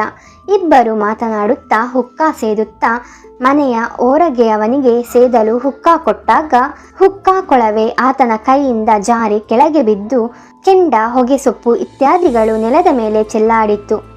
ನೀನು ಹೀಗೆ ಮಾಡಿದರೆ ಮನೆಗೆ ಬೆಂಕಿ ಹಿಡಿಯುತ್ತೆ ಎಂದು ಎಚ್ಚರಿಸುತ್ತಾ ಮನೆಯವ ಮುಂದಕ್ಕೆ ಬಗ್ಗಿ ಚೆಲ್ಲಾಡಿದ್ದ ಕೆಂಡಗಳನ್ನೆಲ್ಲ ಆಯ್ದು ಹುಕ್ಕಕ್ಕೆ ತುಂಬುತ್ತಾ ಇದ್ದ. ಹಾಗೆ ಮುಂದಕ್ಕೆ ಬಗ್ಗಿದಾಗ ತೆರೆದ ಬಾಗಿಲು ಆತನ ಕಣ್ಣಿಗೆ ಬಿತ್ತು. ದಿಗಂತದಲ್ಲಿ ಮೂಡುತ್ತಿದ್ದ ಚಂದ್ರನೆದುರು ಬಾಗಿಲ ಮೂಲಕ ಹೋಗುತ್ತಿದ್ದ ಚಿರತೆ ಮನೆಯವನಿಗೆ ಕಾಣಿಸಿತು. ಅದರ ಬಾಯಲ್ಲಿ ಆಗ ತಾನೇ ಕೊಂದ ಅವನ ಸ್ನೇಹಿತನ ಮೃತ ಶರೀರ. ಕೆಲವು ದಿನಗಳ ನಂತರ ಆ ಮನೆಯವ ನನ್ನ ಬಳಿ ಮಾತನಾಡುತ್ತಾ, ನಾನು ಹೇಳುವುದರಲ್ಲಿ ಒಂದು ಚೂರು ಸುಳ್ಳಿಲ್ಲ ಸಾಹೇಬರೇ. ಆ ಚಿರತೆ ಒಳಗೆ ಬಂದಾಗಲಿ, ಅದು ನನ್ನ ಸ್ನೇಹಿತನ ಮೇಲೆ ಎರಗಿದಾಗಲಿ ಅಥವಾ ಅವನನ್ನು ಕೊಲ್ಲುವಾಗಲಿ ಕೂಗಾಟ ಕಿರುಚಾಟಗಳಿರಲಿ ಒಂದೇ ಒಂದು ನಿಟ್ಟುಸಿರಿನ ಸದ್ದಾದರೂ ಕೇಳಲಿಲ್ಲ. ನನ್ನ ಕಣ್ಣೆದುರಿಗೆ ಸತ್ತ ಅವನನ್ನು ಹೊತ್ತೊಯ್ಯುತ್ತಿದ್ದುದು ಮಾತ್ರ ಕಂಡಿದ್ದಷ್ಟೇ. ನಿಸ್ಸಹಾಯಕನಾಗಿದ್ದ ನಾನೇನನ್ನು ತಾನೇ ಮಾಡಬಹುದು ಹೇಳಿ. ಚಿರತೆ ಬಾಗಿಲು ದಾಟಿದ್ದೇ ತಡ ಓಡೋಡಿ ಹೋಗಿ ಬಾಗಿಲು ಭದ್ರ ಮಾಡಿಬಿಟ್ಟೆ. ಊರ ಪಾಟೇಲನ ಹೆಂಡತಿಗೆ ಜ್ವರ ಬಂದು ಮಲಗಿದ್ದಳು. ಅವಳಿಗೆ ಶುಶ್ರೂಷೆ ಮಾಡಲು ಇಬ್ಬರು ಆಕೆಯ ಸ್ನೇಹಿತೆಯರು ಬಂದಿದ್ದರು. ಅಲ್ಲಿ 2 ಕೋಣೆಗಳಿದ್ದವು. ಒಂದು ಹೊರಗಡೆ ಕೋಣೆ, ಇನ್ನೊಂದು ಒಳಗಡೆ ಕೋಣೆ. ಹೊರಗಡೆ ಕೋಣೆಗೆ 2 ಬಾಗಿಲುಗಳಿದ್ದವು. ಒಂದು ಹೊರಗಡೆಯ ಹಜಾರದ ಕಡೆಗೆ, ಇನ್ನೊಂದು ಒಳಗಡೆಯ ಕೋಣೆ ಕಡೆಗೆ. ಇದಲ್ಲದೆ ಹೊರಗಡೆ ಕೋಣೆಗೆ ಒಂದು ಚಿಕ್ಕ ಕಿಟಕಿಯೂ ಇತ್ತು. ಅದರ ಬಳಿ ಹಾಸಿಗೆ ಹಿಡಿದ ಹೆಂಗಸಿಗೆ ಕುಡಿಯುವ ನೀರಿಗಾಗಿ ಒಂದು ದೊಡ್ಡ ಕೊಡದ ತುಂಬ ನೀರು ತುಂಬಿಸಿಟ್ಟಿದ್ದರು. ಹೊರಗಿನ ಕೋಣೆಗೆ ಹೋಗಲು ಇದ್ದ ಬಾಗಿಲೊಂದೇ ಒಳಗಿನ ಕೋಣೆಗಿದ್ದ ದಾರಿ. ಇದಲ್ಲದೆ ಒಳಗಿನ ಕೋಣೆಗೆ ಇನ್ಯಾವುದೇ ಮಾರ್ಗಗಳು ಇರಲಿಲ್ಲ. ಒಳಕೋಣೆಯಲ್ಲಿ ಇಬ್ಬರು ಹೆಂಗಸರು ಕಾಯಿಲೆ ಹೆಂಗಸಿನ ಜೊತೆ ಆಚೀಚೆ ಮಲಗಿದ್ದರು. ಆಕೆಯ ಗಂಡ ಹೊರ ಕೋಣೆಯಲ್ಲಿ ಕಿಟಕಿಯ ಬಳಿ ಹಾಸಿಗೆ ಹಾಸಿಕೊಂಡು ಮಲಗಿದ್ದ. ಅಷ್ಟಲ್ಲದೆ ಬೆಳಕಿಗಾಗಿ ಲಾಟೀನೊಂದನ್ನು ಹತ್ತಿಸಿಡಲಾಗಿತ್ತು. ಸುಮಾರು ಮಧ್ಯರಾತ್ರಿಯ ಹೊತ್ತಿಗೆ ಚಿರತೆ ಕಿಟಕಿಯ ಮುಖಾಂತರ ಒಳಬಂದಿದೆ. ಒಳಗಿದ್ದವರಿಗೆಲ್ಲ ಗಾಢ ನಿದ್ದೆ. ಕಿಟಕಿಗೆ ಹೆಚ್ಚು ಕಡಿಮೆ ಅಡ್ಡಲಾಗಿಯೇ ಇಡಲಾಗಿದ್ದ ನೀರು ತುಂಬಿದ ಕೊಡಪಾನವನ್ನ ಅದು ಉರುಳಿಸದೆ ತಪ್ಪಿಸಿ ಚಿರತೆ ಹೇಗೆ ಬಂದಿತೋ ಆಶ್ಚರ್ಯವಾಗುತ್ತದೆ. ಚಿರತೆ ಕಿಟಕಿಯ ಬಳಿ ಹಾಸಿಗೆ ಹಾಸಿಕೊಂಡು ಮಲಗಿದ್ದ ಗಂಡಸನ್ನ ಬಳಸಿ ಒಳಗಿನ ಕೋಣೆಗೆ ನುಸುಳಿ ಇಬ್ಬರ ನಡುವೆ ಮಲಗಿದ್ದ ಕಾಯಿಲೆ ಹೆಂಗಸನ್ನ ನಿಶ್ಶಬ್ದವಾಗಿ ಕೊಂದು ಹೊತ್ತುಕೊಂಡು ಕಿಟಕಿ ಮುಖಾಂತರ ಆಚೆಗೆ ಸಾಗಿಸಲು ಪ್ರಯತ್ನಿಸಿತು. ಸರಿರಾತ್ರಿಯ ನಸುಕಿನಲ್ಲಿ ನಡೆದ ಈ ಕಗ್ಗೊಲೆ ಕೋಣೆಯಲ್ಲಿದ್ದ ಇತರರ ಗಮನಕ್ಕೆ ಬಂದಿದ್ದು ಆಗಲೇ. ಕಿಟಕಿಯ ಬಳಿ ಇದ್ದ ಕೊಡಪಾನ ಧಡಾರನೆ ಬಿದ್ದು ಸದ್ದಾಗಿ ಎಲ್ಲರಿಗೂ ಎಚ್ಚರವಾಯಿತು. ಏನು ಸದ್ದೆಂದು ಗಾಬರಿಯಾಗಿ ಯಾರೋ ಲಾಟೀನು ದೊಡ್ಡ ಮಾಡಿದರು. ನೋಡಿದರೆ ರಕ್ತಸಿಕ್ತವಾಗಿ ಕಾಯಿಲೆ ಹೆಂಗಸಿನ ಶವ ಮುರುಟಿ ಮುದ್ದೆಯಾಗಿ ಕಿಟಕಿಯ ಬಳಿ ಬಿದ್ದಿದೆ. ಕೊಡ ಉರುಳಿ ಬಿದ್ದು ನೀರೆಲ್ಲ ಚೆಲ್ಲಿದೆ. ಕಾಯಿಲೆ ಹೆಂಗಸಿನ ಶವ ಪರೀಕ್ಷೆ ಮಾಡಿದಾಗ ಆಕೆಯ ಕುತ್ತಿಗೆಯ ಬಳಿ ಚಿರತೆಯ ಕೋರೆದಾಡೆಗಳ 4 ಗಾಯಗಳಾಗಿದ್ದು ಕಂಡುಬಂತು. ಆದ್ದರಿಂದಲೇ ಎಲ್ಲರಿಗೂ ಇದು ನರಭಕ್ಷಕನ ಕೆಲಸವೆಂದು ಗೊತ್ತಾಗಿದ್ದು. ನಾನು ಆಕೆಯ ಶುಶ್ರೂಷೆ ಮಾಡಲು ಅಕ್ಕಪಕ್ಕ ಮಲಗಿದ್ದವಳನ್ನ ಆ ಬಗ್ಗೆ ಕೇಳಿದಾಗ ಅವಳು ಎಲ್ಲವನ್ನ ವಿವರವಾಗಿ ಕಾಯಿಲೆಯ ಹೆಂಗಸು ರೋಗದಿಂದ ಸಾಯುತ್ತಿದ್ದಳೋ ಏನೋ, ಅಂತೂ ಚಿರತೆ ಅವಳನ್ನೇ ಹುಡುಕಿ ಹೊತ್ತೊಯ್ದಿದ್ದು ದೇವರ ದಯೆ ಎಂದು ಹೇಳಿದಳು. ಇಬ್ಬರು ಗೊಲ್ಲರು 30 ಎಮ್ಮೆಗಳ ಒಂದು ಹಿಂಡನ್ನು ಹೊಡೆದುಕೊಂಡು ಬಂದರು. ಅವರು ಅಲ್ಲಿಯವರಲ್ಲ. ಜಾತ್ರೆಯಿಂದ ಜಾತ್ರೆಗೆ ಎಮ್ಮೆ ಹೊಡೆದುಕೊಂಡು ಹೋಗಿ ಮಾರುವವರು. ಹಾಗಾಗಿ ಅವರಿಗೆ ನರಭಕ್ಷಕನ ಸಮಾಚಾರವೇನೂ ಗೊತ್ತಿರಲಿಲ್ಲವೋ ಅಥವಾ ಚಿರತೆ ಬಂದರೆ ಎಮ್ಮೆಗಳು ತಿವಿದು ಓಡಿಸುತ್ತದೆ ಎಂದು ತಿಳಿದರು. ಅಂತೂ ಅಲ್ಲಿಗೆ ಎಮ್ಮೆ ಹೊಡಕೊಂಡು ಬಂದ ಅವರು ಅಲ್ಲಿಯೇ ಪರ್ವತದ ನೆತ್ತಿಯ ಮೇಲೆ ಇದ್ದ ಸಮತಟ್ಟಾದ 3/4 ಎಕರೆ ಜಾಗದಲ್ಲಿ ಎಮ್ಮೆಗಳನ್ನೆಲ್ಲ ನಿಲ್ಲಿಸಿ ಬೀಡು ಬಿಡಲು ನಿರ್ಧರಿಸಿದರು. ಸಮುದ್ರ ಮಟ್ಟದಿಂದ 8,000 ಅಡಿ ಎತ್ತರದಲ್ಲಿದ್ದ ಆ ಜಾಗವನ್ನು ಏನೋ ಕಾರಣದಿಂದ ಕೃಷಿ ಮಾಡದೆ ಹಳ್ಳಿಯವರು ಬೀಳು ಬಿಟ್ಟಿದ್ದರು. ಇಬ್ಬರು ಗೊಲ್ಲರು ಸುತ್ತುವರಿದಿದ್ದ ಕಾಡಿನಿಂದ ದೊಡ್ಡ ದೊಡ್ಡ ಗೂಟಗಳನ್ನು ಕಡಿದು ತಂದು ನೆಲಕ್ಕೆ ಹುಗಿದು ಎಮ್ಮೆಗಳನ್ನೆಲ್ಲ ಅಲ್ಲಿ ಸಾಲಾಗಿ ಕಟ್ಟಿದರು. ಹುಡುಗಿ ಸಿದ್ಧಪಡಿಸಿದ್ದ ರಾತ್ರಿ ಊಟವನ್ನು ಮುಗಿಸಿ ತಮ್ಮ ಎಮ್ಮೆ ಮಂದೆಗಳ ನಡುವೆ ಕಂಬಳಿ ಹೊದ್ದುಕೊಂಡು ನಿದ್ದೆ ಹೋದರು. ಅದೊಂದು ಕಗ್ಗತ್ತಲ ರಾತ್ರಿ. ಸರಿಸುಮಾರು ಬೆಳಗಿನ ಜಾವದ ಹೊತ್ತಿಗೆ ಇಬ್ಬರು ಅಣ್ಣ ತಮ್ಮಂದಿರಿಗೂ ಹಠಾತ್ತನೆ ಎಚ್ಚರವಾಯಿತು. ಅವರಿಬ್ಬರಿಗೂ ಎಮ್ಮೆಗಳ ಗಂಟೆ ಸದ್ದು, ಅವುಗಳು ಬುಸು ಬುಸು ಉಸಿರು ಬಿಡುತ್ತಾ ಗುಟುರು ಹಾಕಿದ್ದು ಕೇಳಿತು. ಬಹುಕಾಲದ ಅನುಭವದಿಂದ ಅವರಿಗೆ ಎಮ್ಮೆಗಳ ಈ ನಡವಳಿಕೆಗೆ ಯಾವುದೋ ಮಾಂಸಾಹಾರಿ ಪ್ರಾಣಿಯ ಸಾಮೀಪ್ಯವೇ ಕಾರಣ ಎಂದು ಹೊಳೆಯಿತು. ಅವರು ಲಾಟೀನು ಹೊಡೆದು ಎಮ್ಮೆಗಳಿಗೆ ಸಮಾಧಾನ ಮಾಡಲು ಯಾವುದಾದರೂ ಎಮ್ಮೆ ಕಣ್ಣಿಕಿಟ್ಟುಕೊಂಡಿದೆಯಾ ಎಂದು ನೋಡಲು ಹೋದರು. ಆದರೆ ಹಾಗೇನೂ ಆಗಿರಲಿಲ್ಲ. ಅವರು ಹೊಡೆದ ಗೂಟಗಳು, ಕಟ್ಟಿದ ದಾರಗಳು ಭದ್ರವಾಗಿಯೇ ಇದ್ದವು. ಇಬ್ಬರು ಸೋದರರು ಕೆಲವೇ ನಿಮಿಷಗಳಷ್ಟೇ ತಾವು ಮಲಗಿದ್ದಲ್ಲಿಂದ ದೂರವಿದ್ದಿದ್ದು. ಮತ್ತೆ ಮಲಗಲು ಹಿಂತಿರುಗಿದಾಗ ಅಲ್ಲಿ ಮಲಗಿದ್ದ ಹುಡುಗಿ ಇರಲಿಲ್ಲ. ಅಲ್ಲಿಯೇ ಬಿದ್ದಿದ್ದ ಅವಳ ಕಂಬಳಿಯ ಮೇಲೆ ರಕ್ತ ಹೆಪ್ಪುಗಟ್ಟಿ ನಿಂತಿತ್ತು. ಚಿರತೆಯ ಹೆಜ್ಜೆ ಗುರುತುಗಳು ಎಮ್ಮೆ ಸಾಲುಗಳನ್ನು ಸುತ್ತು ಬಳಸಿ ಪಕ್ಕದ ಗದ್ದೆಗಳನ್ನು ಹಾದು ಕಣಿವೆಯ ಇಳಿಜಾರಿನತ್ತ ಹೋಗಿತ್ತು. ಅಲ್ಲೇ ಚಿರತೆ ತನ್ನ ಶಿಕಾರಿಯನ್ನು ತಿಂದು ಮುಗಿಸಿತ್ತು. ಅಣ್ಣನಿಗೆ ನಸೀಬು ಚೆನ್ನಾಗಿಲ್ಲ ಸಾಹೇಬರೇ. ಅವನಿಗೆ ಗಂಡು ಮಕ್ಕಳಂತೂ ಇಲ್ಲ. ಇದ್ದಳೊಬ್ಬಳು ಮಗಳು. ಕೆಲವು ವರ್ಷ ಕಳೆದರೆ ಅವಳಿಗೆ ಮದುವೆ ಮಾಡಿ ಅಳಿಯನನ್ನಾದರೂ ಬಳಿ ಇಟ್ಟುಕೊಳ್ಳಬಹುದಿತ್ತು. ಈಗ ಇದ್ದೊಬ್ಬ ಮಗಳನ್ನು ಚಿರತೆ ಹೊತ್ತೊಯ್ದಿತ್ತು. ಏನು ದೌರ್ಭಾಗ್ಯ ಎಂದು ತನಿಖೆ ಮಾಡಲು ಹೋದಾಗ ಅವನ ತಮ್ಮ ಚಿಂತೆಯಿಂದ ಹೇಳಿದ. ನಾನು ಹೀಗೆ ಪುರಾಣ ಹೇಳುತ್ತಾ ಹೋಗಬಹುದು. ಈ ಚಿರತೆಯಿಂದ ನಡೆದಿರುವ ಹತ್ಯೆಗಳಿಗೆ ಕೊನೆಯೇ ಇಲ್ಲ. ಪ್ರತಿಯೊಬ್ಬರಿಗೂ ಒಂದೊಂದು ಭೀಕರ ದುರಂತ ಕತೆ ಹೇಳಲಿರುತ್ತದೆ. ಗರ್ವಾಲಿನ ಜನ ಈ ಚಿರತೆಗೆ ಯಾವ ರೀತಿ ಹೆದರಿದ್ದರು ಎನ್ನುವುದರ ಅಂದಾಜು ನಿಮಗೆ ಸಿಗಲೆಂದು ಮಾತ್ರ ಈ ಕೆಲವು ವಿಷಯಗಳನ್ನು ಸ್ಥೂಲವಾಗಿ ಹೇಳಿದ್ದೇನೆ. ಗರ್ವಾಲಿನ ಜನ ಎಂಥ ಮೂಢನಂಬಿಕೆ ಉಳ್ಳವರೆಂದರೆ ಚಿರತೆಯ ಕಗ್ಗೊಲೆಗಳಿಗಿಂತಲೂ ಹೆಚ್ಚಾಗಿ ಅದರ ಬಗ್ಗೆ ಹಬ್ಬಿದ ಅನೇಕ ಪೈಶಾಚಿಕ ಕಥೆಗಳಿಂದ ಹೆದರಿ ಹೋಗಿದ್ದರು. ಈ ಕುರಿತು ನಿಮಗೆ ಒಂದು ಉದಾಹರಣೆ ಕೊಡಬಯಸುತ್ತೇನೆ. ಒಂದು ದಿನ ನಾನು ರುದ್ರಪ್ರಯಾಗದಲ್ಲಿದ್ದ ಒಂದೇ ರೂಮಿನ ಐಬಿಯಲ್ಲಿ ಉಳಿದುಕೊಂಡಿದ್ದೆ. ಬೆಳಿಗ್ಗೆ ಎದ್ದು ನಾನು ವರಾಂಡದಿಂದ ಕಾಲಿಟ್ಟ ಕೂಡಲೇ ಕಣ್ಣೆದುರು ರಸ್ತೆಯಲ್ಲಿ ನರಭಕ್ಷಕ ಚಿರತೆಯ ಹೆಜ್ಜೆ ಗುರುತುಗಳು ಕಂಡುವು. ಆ ಹೆಜ್ಜೆ ಗುರುತುಗಳು ಆಗ ತಾನೇ ಮೂಡಿದಂತಿತ್ತು. ಬಹುಶಃ ಚಿರತೆ ಕೆಲವೇ ಸೆಕೆಂಡುಗಳ ಹಿಂದೆ ಐಬಿ ಹತ್ತಿರ ನನಗಾಗಿ ಹೊಂಚು ಹಾಕಿದ್ದು ಬೆಳಗಾಗಿದ್ದನ್ನು ನೋಡಿ ಹತಾಶೆಯಿಂದ ಜಾಗ ಖಾಲಿ ಮಾಡಿದೆ. ನಾನು ಅದನ್ನೇ ಹಿಂಬಾಲಿಸುತ್ತಾ ಹೋದೆ. ಐಬಿಯಿಂದ ಯಾತ್ರಿಕರ ಮಾರ್ಗದವರೆಗೆ ನೆಲ ತುಂಬ ಗಟ್ಟಿ ಇದ್ದಿದ್ದರಿಂದ ಅಲ್ಲಿ ಹೆಜ್ಜೆ ಗುರುತುಗಳಾವುವೂ ಇರಲಿಲ್ಲ. ಅಲ್ಲಿಂದ ಮುಂದೆ ಕೊಂಚವೇ ದೂರದಲ್ಲಿ ಯಾತ್ರಿಕರ ರಸ್ತೆ ಇತ್ತು. ಹಿಂದಿನ ದಿನ ಕುರಿ ಮಂದೆಯೊಂದು ಆ ದಾರಿಯಲ್ಲಿ ನಡೆದು ಹೋಗಿದ್ದರಿಂದ ಅವುಗಳ ಕಾಲ್ತುಳಿತದಿಂದ ರಸ್ತೆ ಮಣ್ಣೆಲ್ಲ ಪುಡಿಯಾಗಿದ್ದು ಆ ಮಾರ್ಗದಲ್ಲಿ ಈ ನರಭಕ್ಷಕನ ಹೆಜ್ಜೆ ಗುರುತುಗಳು ಸ್ಪಷ್ಟವಾಗಿ ಮೂಡಿದ್ದುದನ್ನು ಕಂಡೆ. ನನಗೆ ಆ ವೇಳೆಗಾಗಲೇ ನರಭಕ್ಷಕನ ಹೆಜ್ಜೆ ಗುರುತುಗಳು ಎಷ್ಟೊಂದು ಪರಿಚಿತವಾಗಿದ್ದುದೆಂದರೆ 108 ಚಿರತೆ ಹೆಜ್ಜೆ ಗುರುತುಗಳ ನಡುವೆಯೂ ನಾನು ಸುಲಭವಾಗಿ ನರಭಕ್ಷಕನ ಹೆಜ್ಜೆ ಗುರುತುಗಳನ್ನು ಗುರುತಿಸಬಲ್ಲನಾಗಿದ್ದೆ. ಹೆಜ್ಜೆ ಗುರುತುಗಳು ನೇರವಾಗಿ ಗೋಲಬಾರಿ ಕಡೆಗೆ ಹೋಗುತ್ತಿದ್ದವು. ಹೆಜ್ಜೆ ಗುರುತುಗಳ ಸೂಕ್ಷ್ಮ ಪರಿಶೀಲನೆಯಿಂದ ಅದರ ವಯಸ್ಸು, ಅದು ಹೆಣ್ಣೋ ಗಂಡು, ಅದಕ್ಕೇನಾದರೂ ಅಂಗವಿಕಲತೆಗಳಿವೆಯೇ, ಅದು ಮುದಿ ಪ್ರಾಣಿಯೋ ಚಿಕ್ಕದೋ ಇತ್ಯಾದಿ ಅನೇಕ ವಿಷಯಗಳನ್ನು ತಿಳಿಯಬಹುದು. ನಾನು ನರಭಕ್ಷಕನ ಹೆಜ್ಜೆಗಳನ್ನು ಮೊದಲ ದಿನ ನೋಡಿದಾಗಲೇ ಅದೊಂದು ಭಾರೀ ಗಾತ್ರದ ವಯಸ್ಸಾದ ಚಿರತೆ ಎಂಬುದನ್ನು ತಿಳಿದುಕೊಂಡಿದ್ದೆ. ನಾನು ಆ ದಿನ ನರಭಕ್ಷಕನ ಹೆಜ್ಜೆ ಗುರುತುಗಳನ್ನು ಹಾಗೇ ಹಿಂಬಾಲಿಸುತ್ತಾ ಜಾಡು ಹಿಡಿದು ಮುಂದೆ ಹೋದಂತೆ ನರಭಕ್ಷಕ ನನಗಿಂತ ಕೆಲವೇ ನಿಮಿಷಗಳಷ್ಟು ಮುಂದಿದೆ ಎಂಬುದು ದೃಢವಾಗುತ್ತಾ ಬಂತು. ಅದು ಬೆಳಗಿನ ಜಾವವಾದ್ದರಿಂದ ಆ ರಸ್ತೆಯಲ್ಲಿ ಯಾವ ಸಂಚಾರವೂ ಇರಲಿಲ್ಲ. ರಸ್ತೆ ಅನೇಕ ಕೊರಕಲುಗಳಲ್ಲಿ ಸುತ್ತು ಬಳಸಿ ಮುಂದುವರೆದಿತ್ತು. ಅಂತೆಯೇ ಚಿರತೆ ಹೆಜ್ಜೆ ಗುರುತುಗಳು ಸಹ. ನಾನಂತೂ ಮೈಯೆಲ್ಲ ಕಣ್ಣಾಗಿ ಅತ್ಯಂತ ಜಾಗರೂಕತೆಯಿಂದ ಅದರ ಹೆಜ್ಜೆ ಗುರುತುಗಳನ್ನು ಸುಮಾರು 1 ಮೈಲಿಯವರೆಗೆ ಹಿಂಬಾಲಿಸಿದೆ. ಅನಂತರ ಅದರ ಜಾಡುದಾರಿಯನ್ನು ಬಿಟ್ಟು ಅಡ್ಡವಾಗಿ ಜಿಗ್ಗು ಬೆಳೆದಿದ್ದ ಕಾಡೊಳಗೆ ಹೋಗಿತ್ತು.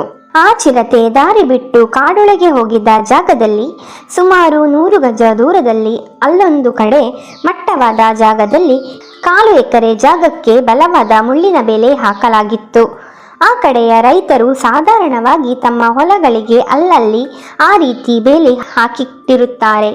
ದೂರ ದೂರದ ಸಂತೆಗಳಿಗೆ ದನಕುರಿಗಳನ್ನು ಹೊಡೆದುಕೊಂಡು ಹೋಗುವ ಪಶುಪಾಲಕರು ಅಲ್ಲಿ ತಮ್ಮ ಪ್ರಾಣಿಗಳನ್ನು ರಾತ್ರಿ ಹೊತ್ತಲ್ಲಿ ನಿಲ್ಲಿಸಿ ತಂಗಲಿ ಎಂದು. ಇದರಿಂದ ರೈತರಿಗೂ ಅವರ ಜಮೀನು ಫಲವತ್ತಾದಂತೆ ಆಗುತ್ತದೆ. ದನಕುರಿಗಳಿಗೂ ಮಾಂಸಾಹಾರಿ ಪ್ರಾಣಿಗಳಿಂದ ರಕ್ಷಣೆ ದೊರೆಯುತ್ತದೆ. ನಾನು ಬೇಲಿಯೊಳಗೆ ಯಾರಾದರೂ ಇದ್ದಾರೆಯೇ ನೋಡೋಣ ಎಂದು ಸಮೀಪಗತನಾದೆ. ಅದರೊಳಗೆ ಹಲವಾರು ಕುರಿ ಮೇಕೆಗಳಿದ್ದವು. ಅಲ್ಲೊಂದು ಬಲವಾದ ಮನುಷ್ಯ, ಬಹುಶಃ ಆತ ಆ ರಸ್ತೆಯಲ್ಲಿ ಊರಿಂದೂರಿಗೆ ವ್ಯಾಪಾರ ಮಾಡಿಕೊಂಡು ತಿರುಗುವವನಿರಬೇಕು, ಆ ಬೇಲಿಯ ಮುಳ್ಳು ಬಾಗಿಲನ್ನು ಮುಚ್ಚುತ್ತಾ ಇದ್ದ. ನಾನು ಚಿರತೆಯ ಬಗ್ಗೆ ವಿಚಾರಿಸಿದಾಗ ಉತ್ತರಿಸಲು ನನ್ನೆಡೆಗೆ ಬಂದ. ಆತ ತಾನು ಯಾವ ಚಿರತೆಯನ್ನ ನೋಡಿಲ್ಲವೆಂದು, ಆದರೆ ಕೊಂಚ ಹೊತ್ತಿನ ಹಿಂದೆ ಆತನ ಕಾವಲು ನಾಯಿಗಳು ಯಾವುದರದ್ದು ವಾಸನೆ ಹಿಡಿದು ತುಂಬಾ ಬೊಗಳಿ ಗಲಾಟೆ ಮಾಡಿದುದೆಂದು, ಅದರ ನಂತರ ಕಾಡೊಳಗೆ ಒಂದು ಕಾಡು ಕುರಿ ಗಾಬರಿಯಿಂದ ಕೂಗಿಕೊಂಡು ಓಡಿದ್ದು ಕೇಳಿತೆಂದು ಹೇಳಿದ. ನಾನು ಆತನಿಗೆ ನನಗೆ ಒಂದು ಕುರಿಯನ್ನು ಮಾರಲು ಸಾಧ್ಯವೇ ಎಂದು ಕೇಳಿದೆ. ಆತ ಆಶ್ಚರ್ಯದಿಂದ ನಿನಗೇತಕ್ಕೆ ಕುರಿ ಎಂದು ಪ್ರಶ್ನಿಸಿದಾಗ ನಾನು ಅದನ್ನು ಮರಕ್ಕೆ ಕಟ್ಟಿ ಚಿರತೆಯನ್ನು ಆಕರ್ಷಿಸಲು ಎಂದು ವಿವರಿಸಿದೆ. ಆತ ಬೇಲಿಯ ಬಾಗಿಲು ತೆರೆದು ಹೊರಬಂದು ನನ್ನಿಂದ ಒಂದು ಸಿಗರೇಟನ್ನು ತೆಗೆದುಕೊಂಡು ಸೇದುತ್ತಾ ಸುಮ್ಮನೆ ಮಾತನಾಡದೆ ನಿಂತ. ಅವನ ಮರ್ಜಿ ನೋಡಿದರೆ ಅವನು ನನಗೆ ಏನನ್ನೂ ಹೇಳಲು ದೇನಿಸುತ್ತಿದ್ದಾನೆ ಎಂದು ಅನಿಸಿತು. ನಾವು ಕೊಂಚ ಹೊತ್ತು ಮಾತನಾಡದೆ ಅಲ್ಲೇ ಸಮೀಪದಲ್ಲಿದ್ದ ಬಂಡೆಯ ಮೇಲೆ ಕುಳಿತುಕೊಂಡೆವು. ಆ ಕುರಿಗಳ ಯಜಮಾನ ನನ್ನೊಡನೆ ಮಾತನಾಡಬೇಕಾದುದನ್ನು ಚಿಂತಿಸುತ್ತಿದ್ದಾನೆಂದು ತೋರುತ್ತದೆ. ಕೊಂಚ ಹೊತ್ತು ಬಿಟ್ಟು ಬಂದು ನೀಳ ನಿಟ್ಟುಸಿರು ತೆಗೆದುಕೊಂಡು ಮಾತನಾಡಲಾರಂಭಿಸಿದ. ಸಾಹೇಬ್, ನಾನು ಬದರಿನಾಥದ ಬಳಿಯ ನನ್ನ ಹಳ್ಳಿಯಿಂದ ಬರುತ್ತಾ ನಿಮ್ಮ ಬಗ್ಗೆ ಕೇಳಿದ್ದೆ. ನೀವು ಅಷ್ಟೊಂದು ದೂರದ ನಿಮ್ಮ ಮನೆಯಿಂದ ಇಲ್ಲಿಯವರೆಗೆ ಈ ವ್ಯರ್ಥ ಸಾಹಸಕ್ಕಾಗಿ ಬಂದಿದ್ದೀರಲ್ಲ ಎಂದು ನನಗೆ ತುಂಬ ಬೇಸರವಾಗುತ್ತದೆ. ಏಕೆಂದರೆ ಇಲ್ಲೆಲ್ಲ ಇಷ್ಟೊಂದು ಜನರನ್ನ ಕಗ್ಗೊಲೆ ಮಾಡಿರುವುದು ಒಂದು ಕಾಡು ಪ್ರಾಣಿ ಎಂದು ನೀವು ತಿಳಿದಿರುವುದೇ ತಪ್ಪು. ಅದೊಂದು ಯಾವುದೋ ದುಷ್ಟ ಪಿಶಾಚಿ ಎನ್ನುವುದರಲ್ಲಿ ಅನುಮಾನವೇ ಇಲ್ಲ. ಅದನ್ನ ಕೋವಿಯಿಂದ ಹೊಡೆದಾಗಲಿ, ಬೋನಿನಲ್ಲಿ ಹಿಡಿದಾಗಲಿ ಅಥವಾ ನಿಮಗೆ ಗೊತ್ತಿರುವ ಇನ್ಯಾವುದೋ ವಿಧಾನದಿಂದಾಗಲಿ ಕೊಲ್ಲುವುದು ಸಾಧ್ಯವೇ? ನಿಮಗೆ ಇದರ ಬಗ್ಗೆ ನಂಬಿಕೆ ಇಲ್ಲದಿದ್ದರೆ ಹಿಂದೆ ನಡೆದದ್ದೊಂದು ಕಥೆಯನ್ನ ಹೇಳುತ್ತೇನೆ. ಅದು ನಮ್ಮಪ್ಪ ನನಗೆ ತಿಳಿಸಿದ್ದು. ನಮ್ಮ ಅಪ್ಪ ತನ್ನ ಜೀವಮಾನದಲ್ಲಿ ಎಂದೂ ಸುಳ್ಳು ಹೇಳಿದವನಲ್ಲ. ಬಹಳ ಹಿಂದಿನ ಸಂಗತಿ ಇದು. ನಮ್ಮಪ್ಪ ಆಗ ಇನ್ನೂ ಹರೆಯವನು. ನಾನಿನ್ನೂ ಹುಟ್ಟೇ ಇರಲಿಲ್ಲ. ಆಗೊಮ್ಮೆ ಹೀಗೆ ಕಗ್ಗೊಲೆಗಳು ಪ್ರಾರಂಭವಾದವು. ಗಂಡಸರು, ಹೆಂಗಸರು, ಮಕ್ಕಳು ಪ್ರತಿಯೊಬ್ಬರು ಪ್ರತಿ ಹಳ್ಳಿಯಲ್ಲೂ ಬಲಿಯಾಗುತ್ತಿದ್ದರು. ಎಲ್ಲರೂ ಅದೊಂದು ಚಿರತೆ ಎಂದರು. ಬೇಕಾದಷ್ಟು ತರತರದ ಬೋನುಗಳು ಬಂದವು. ದೇಶದ ಎಲ್ಲೆಲ್ಲಿಂದಲೂ ಮಹಾ ಗುರಿಕಾರರೆಲ್ಲರೂ ಬಂದು ಮರ ಹತ್ತಿ ಕುಳಿತು ಚಿರತೆಗಾಗಿ ಬಂದೂಕು ಹಿಡಿದು ಕಾದರು. ಎಷ್ಟೋ ಜನ ಗುಂಡು ಹಾರಿಸಿದರು. ಆದರೆ ಇದು ಯಾವುದರಿಂದಲೂ ಅಲ್ಲಿನ ಭಯಾನಕ ಪರಿಸ್ಥಿತಿ ತೊಲಗಲಿಲ್ಲ. ಕತ್ತಲಾದ ಮೇಲೆ ಜನ ಮನೆಯಿಂದ ಹೊರಕ್ಕೆ ಇಣುಕಿಯೂ ನೋಡುತ್ತಿರಲಿಲ್ಲ. ಕೊನೆಗೆ ದಾರಿಗಾಣದೆ ದಿಗ್ಭ್ರಾಂತನಾದ ಆ ಊರ ಪಾಟೇಲ ಸುತ್ತಮುತ್ತ 4-6 ಹಳ್ಳಿಗಳನ್ನೆಲ್ಲ ಸೇರಿಸಿ ಒಂದು ಪಂಚಾಯಿತಿ ಕರೆದ. ಚಿರತೆಯ ಕಾಟ ಕಗ್ಗೊಲೆಗಳಿಂದ ಬೇಸತ್ತು ಹೋಗಿದ್ದ ಅವರೆಲ್ಲ ಏನಾದರೂ ಒಂದು ಹೊಸ ವಿಧಾನ ಅಥವಾ ಉಪಾಯ ಯೋಜಿಸಿ ಈ ಚಿರತೆಯ ಕೊಲೆಗೆ ತಡೆ ಹಾಕಲೇಬೇಕೆಂದು ಅಲ್ಲಿ ಸೇರಿದ್ದರು. ಆಗ ಅಲ್ಲೊಬ್ಬ ಮುದುಕ ಆಗತಾನೆ ತನ್ನ ಬಲಿಯಾಗಿದ್ದ ಮೊಮ್ಮಗನ ಉತ್ತರ ಕ್ರಿಯೆಗಳನ್ನೆಲ್ಲ ಮಾಡಿ ಸ್ಮಶಾನದಿಂದ ಹೊರಬರುತ್ತಿದ್ದವನು ಎದ್ದು ನಿಂತು ಸಭೆಯನ್ನುದ್ದೇಶಿಸಿ ತನ್ನ ಚಿಂತೆಯನ್ನ ಹೇಳಿದ. ಹಿಂದಿನ ದಿನ ತಾನೇ ಅವನೊಡನೆ ಮಲಗಿದ್ದ ಅವನ ಮೊಮ್ಮಗನನ್ನ ಚಿರತೆ ಎಳೆದೊಯ್ದಿದ್ದು ವಿವರಿಸುತ್ತಾ, ಇದು ಕಾಡಿನ ಪ್ರಾಣಿಯ ಕೆಲಸ ಅಲ್ಲವೇ ಅಲ್ಲವೆಂದು, ನರ ಮನುಷ್ಯರಲ್ಲೇ ಯಾರೋ ರಕ್ತ ಪಿಪಾಸೆಯಿಂದ ಹೀಗೆ ಚಿರತೆ ವೇಷ ತಳೆದು ಒಬ್ಬರಾದ ಮೇಲೊಬ್ಬರನ್ನ ಬಲಿ ತೆಗೆದುಕೊಳ್ಳುತ್ತಿದ್ದಾರೆಂದು ತನ್ನ ಚಿಂತೆಯನ್ನ ನಿವೇದಿಸಿದ. ಹೀಗಿದ್ದರೆ ಅಂಥ ಮಾಯಾವಿ ಚಿರತೆಯನ್ನ ಎಲ್ಲಾದರೂ ಮದ್ದುಗುಂಡುಗಳಿಂದ ಹೊಡೆದು ಕೊಲ್ಲಲು ಸಾಧ್ಯವೇ ಎಂದು ಪ್ರಶ್ನಿಸಿದ. ಅವನ ಅನುಮಾನವೆಂದರೆ ಊರಾಚೆಗಿನ ಪಾಳು ದೇಗುಲದ ಬಳಿ ಹಲವು ಕಾಲಗಳಿಂದ ವಾಸಿಸುತ್ತಿರುವ ಒಬ್ಬ ದಡೂತಿ ಸಾಧುವಿನದೇ ಇದೆಲ್ಲ ಕೆಲಸ ಎಂದು. ಅವನು ಹಾಗೆ ಹೇಳಿದ ಕೂಡಲೇ ಸಭೆಯೆಲ್ಲ ಗೊಂದಲದಿಂದ ತುಂಬಿ ಹೋಯಿತು. ಕೆಲವರು ಮುದುಕ ಮೊಮ್ಮಗನನ್ನ ಕಳೆದುಕೊಂಡು ದುಃಖದಿಂದ ಹೀಗೆಲ್ಲ ಹೇಳುತ್ತಿದ್ದಾನೆ ಎಂದರು. ಆದರೆ ಬಹುಪಾಲು ಜನ ಆ ಮುದುಕ ಹೇಳುತ್ತಿರುವುದು ಸರಿಯೆಂದೇ ಅಭಿಪ್ರಾಯಪಟ್ಟರು. ಆ ಪ್ರಾಂತ್ಯದಲ್ಲಿ ನರಬಲಿಗಳು ಪ್ರಾರಂಭವಾಗುವುದಕ್ಕೂ ಆ ದಡಿಯ ಸಾಧು ಅಲ್ಲಿಗೆ ಆಗಮಿಸುವುದಕ್ಕೂ ಸಮಯ ಸರಿ ಹೋಗುವುದನ್ನು ಕೆಲವರು ಎತ್ತಿ ತೋರಿಸಿದರು. ನರಬಲಿಗಳಾದ ದಿನವೆಲ್ಲ ಆ ಸಾಧು ಹೊಟ್ಟೆ ಚಾಚಿಕೊಂಡು ಬೆಳಗ್ಗೆ ಇಲ್ಲ ಬಿಸಿಲಿನಲ್ಲಿ ಮಲಗಿರುವುದನ್ನು ಹೇಳಿ ಏನು ಇದರರ್ಥ ಎಂದು ಪ್ರಶ್ನಿಸಿದರು. ಒಟ್ಟಿನಲ್ಲಿ ಸಭೆಯ ಗೊಂದಲ ಕೋಲಾಹಲಗಳೆಲ್ಲವೂ ಮುಗಿಯುವ ಹೊತ್ತಿಗೆ ಎಲ್ಲರೂ ದಡಿಯ ಸಾಧು ಬಗ್ಗೆ ರೇಗಿ ಹೋಗಿದ್ದರು. ಆದರೆ ಸಭೆಯಲ್ಲಿ ಯಾವುದಕ್ಕೂ ಯಾರೂ ದುಡುಕಬಾರದೆಂದು ತೀರ್ಮಾನಿಸಿ ಆ ಸಾಧುವನ್ನು ಮಾತ್ರ ಹದ್ದಿನ ಕಣ್ಣುಗಳಿಂದ ಕಾಯಬೇಕೆಂದು ನಿರ್ಧರಿಸಿ ಇಡೀ ಪಂಚಾಯಿತಿಯ ಜನರನ್ನ 3 ಗುಂಪುಗಳಾಗಿ ವಿಂಗಡಿಸಿದರು. 3 ಗುಂಪುಗಳೂ ಕೂಡ ಒಂದು ಗುಂಪಾದ ಮೇಲೆ ಒಂದರಂತೆ ಸರದಿ ಪ್ರಕಾರ ಆ ದಡಿಯ ಸಾಧುವನ್ನ ಕಾಯಬೇಕೆಂದು ತೀರ್ಮಾನಿಸಿದರು. ನಿಶ್ಚಿತ ಅವಧಿಯಲ್ಲಿ ಕೊಲೆಗಳು ಸಂಭವಿಸುತ್ತಿರುವುದರಿಂದ ಸಾಧು ಸದ್ಯದಲ್ಲಿಯೇ ಸಿಕ್ಕಿ ಬೀಳುತ್ತಾನೆಂದು ಎಲ್ಲರಿಗೂ ಖಾತರಿಯಾಗಿತ್ತು. ಮೊದಲ 2 ದಿನಗಳು ಸಾಧು ತನ್ನ ಪಾಳು ದೇಗುಲದ ಬಳಿಯ ಗುಡಿಸಲನ್ನ ಬಿಟ್ಟು ಅಲುಗಲೇ ಇಲ್ಲ. ನಮ್ಮಪ್ಪ 3ನೆಯ ಗುಂಪಿನಲ್ಲಿದ್ದ.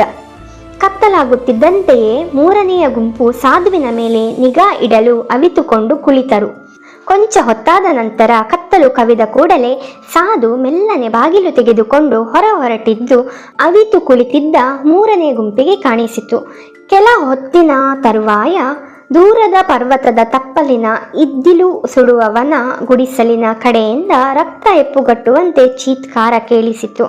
ನಮ್ಮಪ್ಪ ಕುಳಿತಿದ್ದ ವೀಕ್ಷಕರ ಗುಂಪಿನಲ್ಲಿ ಯಾವನೂ ತೆರೆದ ಕಣ್ಣು ಮುಚ್ಚಲಿಲ್ಲ. ಸಾಧುವಿನ ಕರಾಳ ಕೃತ್ಯಗಳನ್ನು ಕಂಡು ಹಿಡಿಯಬೇಕೆಂದೇ ಅವರು ನಿರ್ಧರಿಸಿದ್ದರು. ಇನ್ನೇನು ಬೆಳಗಾಗುವ ಸಮಯ. ಆ ದಡಿಯ ಸಾಧು ಲಘು ಬಗೆಯಿಂದ ಗುಡಿಸಲೊಳಗೆ ಹೋಗುತ್ತಿರುವುದು ಎಲ್ಲರಿಗೂ ಚೆನ್ನಾಗಿಯೇ ಕಂಡಿತು. ಸಾಧುವಿನ ಕೈಬಾಯೆಲ್ಲ ರಕ್ತಮಯವಾಗಿದ್ದು ಅವನನ್ನು ಕಾಯುತ್ತಾ ಕುಳಿತಿದ್ದ ಎಲ್ಲರಿಗೂ ಚೆನ್ನಾಗಿ ಕಂಡಿತು.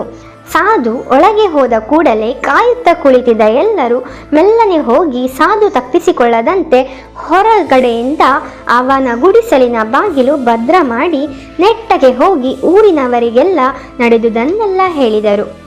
ಕ್ರೋಧೋನ್ಮತ್ತರಾಗಿದ್ದ ಅವರೆಲ್ಲರೂ ಆ ದಡಿಯ ಸಾಧುವಿಗೆ ತಕ್ಕ ಶಿಕ್ಷೆ ಮಾಡಬೇಕೆಂದು ನಿರ್ಧರಿಸಿ ಪ್ರತಿಯೊಬ್ಬನೂ ಒಂದೊಂದು ದೊಡ್ಡ ಹುಲ್ಲಿನ ಕಂತೆಯೊಂದಿಗೆ ಸಾಧುವಿನ ಗುಡಿಸಲನ್ನ ಸುತ್ತುಗಟ್ಟಿದರು. ಎಲ್ಲರೂ ತಾವು ತಂದಿದ್ದ ಹುಲ್ಲು ಕಂತೆಗಳನ್ನು ಸಾಧುವಿನ ಗುಡಿಸಲು ಮುಚ್ಚಿ ಹೋಗುವಂತೆ ಒಟ್ಟಿ ಬೆಂಕಿ ಕೊಟ್ಟರು. ಬೆಳಗಾಗುವುದರೊಳಗೆ ಅಲ್ಲಿ ಬರೀ ಬೂದಿಯ ರಾಶಿ ಇತ್ತು. ಸಾಧುವೂ ಇರಲಿಲ್ಲ, ಅವನ ಗುಡಿಸಲೂ ಇರಲಿಲ್ಲ. ಆಮೇಲಿಂದ ಅಲ್ಲಿ ನಡೆಯುತ್ತಿದ್ದ ನರಹತ್ಯೆ ಸಂಪೂರ್ಣ ನಿಂತು ಹೋಯಿತು. ಇಲ್ಲಿರುವ 100 ಸಾಧುಗಳಲ್ಲಿ ಯಾರಿಂದ ಈ ನರಹತ್ಯೆ ನಡೆಯುತ್ತಿದೆ ಎನ್ನುವುದು ಗೊತ್ತಾಗಿಲ್ಲ. ಆದರೆ ಅದು ಗೊತ್ತಾದ ದಿನ ನಮ್ಮಪ್ಪನ ಕಾಲದಲ್ಲಿ ಏನು ಶಿಕ್ಷೆ ವಿಧಿಸಲಾಯಿತೋ ಅದನ್ನೇ ಈಗಲೂ ಮಾಡುತ್ತೇವೆ. ಆ ದಿನ ಬರುವವರೆಗೆ ಗರ್ವಾಲಿನ ಜನ ಈ ನರಹತ್ಯೆಯನ್ನು ಸಹಿಸಿಕೊಳ್ಳಬೇಕಾಗುತ್ತದೆ. ನೀವು ನನಗೆ ಕುರಿ ಮಾರುತ್ತೀಯಾ ಎಂದು ಕೇಳಿದಿರಲ್ಲವೇ ಸಾಹೇಬರೇ? ನಾನು ಕುರಿ ಮಾರುವುದಿಲ್ಲ. ಯಾಕೆಂದರೆ ನನ್ನ ಬಳಿ ಅಷ್ಟೊಂದು ಕುರಿ ಇಲ್ಲ. ಆದರೆ ಈ ನನ್ನ ಕತೆ ಕೇಳಿದ ಮೇಲೂ ನಿಮಗೆ ಕುರಿ ಕಟ್ಟಿ ಆ ನರಭಕ್ಷಕ ಚಿರತೆಯನ್ನು ಆಕರ್ಷಿಸಿ ಹೊಡೆಯಬೇಕೆಂಬ ಮನಸ್ಸಿದ್ದರೆ ನಾನು ನನ್ನ 1 ಕುರಿಯನ್ನು ನಿಮಗೆ ಕೊಡುತ್ತೇನೆ. ನೀವು ಮರಕ್ಕೆ ಕಟ್ಟಿ ನರಭಕ್ಷಕನನ್ನು ಹೊಡೆಯಲು ಯತ್ನಿಸಿ. ಅಕಸ್ಮಾತ್ ನರಭಕ್ಷಕನೇನಾದರೂ ನನ್ನ ಕುರಿಯನ್ನು ಕೊಂದರೆ ಆಗ ಮಾತ್ರ ನೀವು ಅದಕ್ಕೆ ಹಣ ಕೊಡಿ, ಇಲ್ಲದಿದ್ದರೆ ಕುರಿ ವಾಪಸ್ ಮಾಡಿದರೆ ಸಾಕು. ನಾನು ಈ ಜಾಗದಲ್ಲಿ ಇನ್ನು 2 ದಿನ ಇರುತ್ತೇನೆ. ನಾಳಿದ್ದು ಬೆಳಗಿನ ಜಾವ ಇಲ್ಲಿಂದ ನಿರ್ಗಮಿಸುವುದರಿಂದ ನಿಮಗೆ ಅಲ್ಲಿಯವರೆಗೆ ಅದೃಷ್ಟ ಪರೀಕ್ಷೆ ಮಾಡಲು ಅವಕಾಶ ಇದೆ ಎಂದು ಆ ಮನುಷ್ಯ ಆಶ್ವಾಸನೆ ಕೊಟ್ಟ.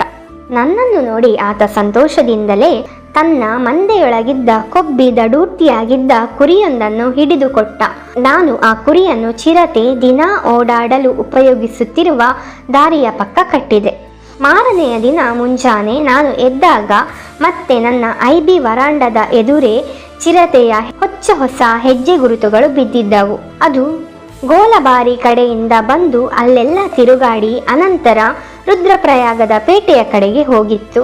ಆ ಚಿರತೆ ನರಬಲಿಗಾಗಿಯೇ ಹೊಂಚಿ ಹಾಕಿಕೊಂಡು ತಿರುಗುವುದನ್ನು ನೋಡಿದರೆ ಅದಕ್ಕೆ ನಾನು ಒದಗಿಸಿದ್ದ ಕುರಿಯ ಬಗ್ಗೆ ಕಿಂಚಿತ್ ಮಾತ್ರವೂ ಆಸಕ್ತಿ ಇಲ್ಲವೆಂಬುದು ಹೇಳಬಹುದು. ಏಕೆಂದರೆ ಆ ಕುರಿಯನ್ನ ನಾನು ಕಟ್ಟಿದ ಕೆಲವೇ ಹೊತ್ತಿನಲ್ಲಿ ಚಿರತೆ ಕೊಂದು ಹಾಕಿದ್ದರೂ ಅದರಿಂದ ಒಂದು ಚೂರು ಮಾಂಸವನ್ನು ತಿನ್ನದೆ ರಕ್ತವನ್ನು ಸಹ ನೆಕ್ಕದೆ ತಾನು ಕೊಂದ ಕುರಿಯನ್ನು ಆ ಚಿರತೆ ತಿರಸ್ಕರಿಸಿ ಹೊರಟು ಹೋಗಿತ್ತು.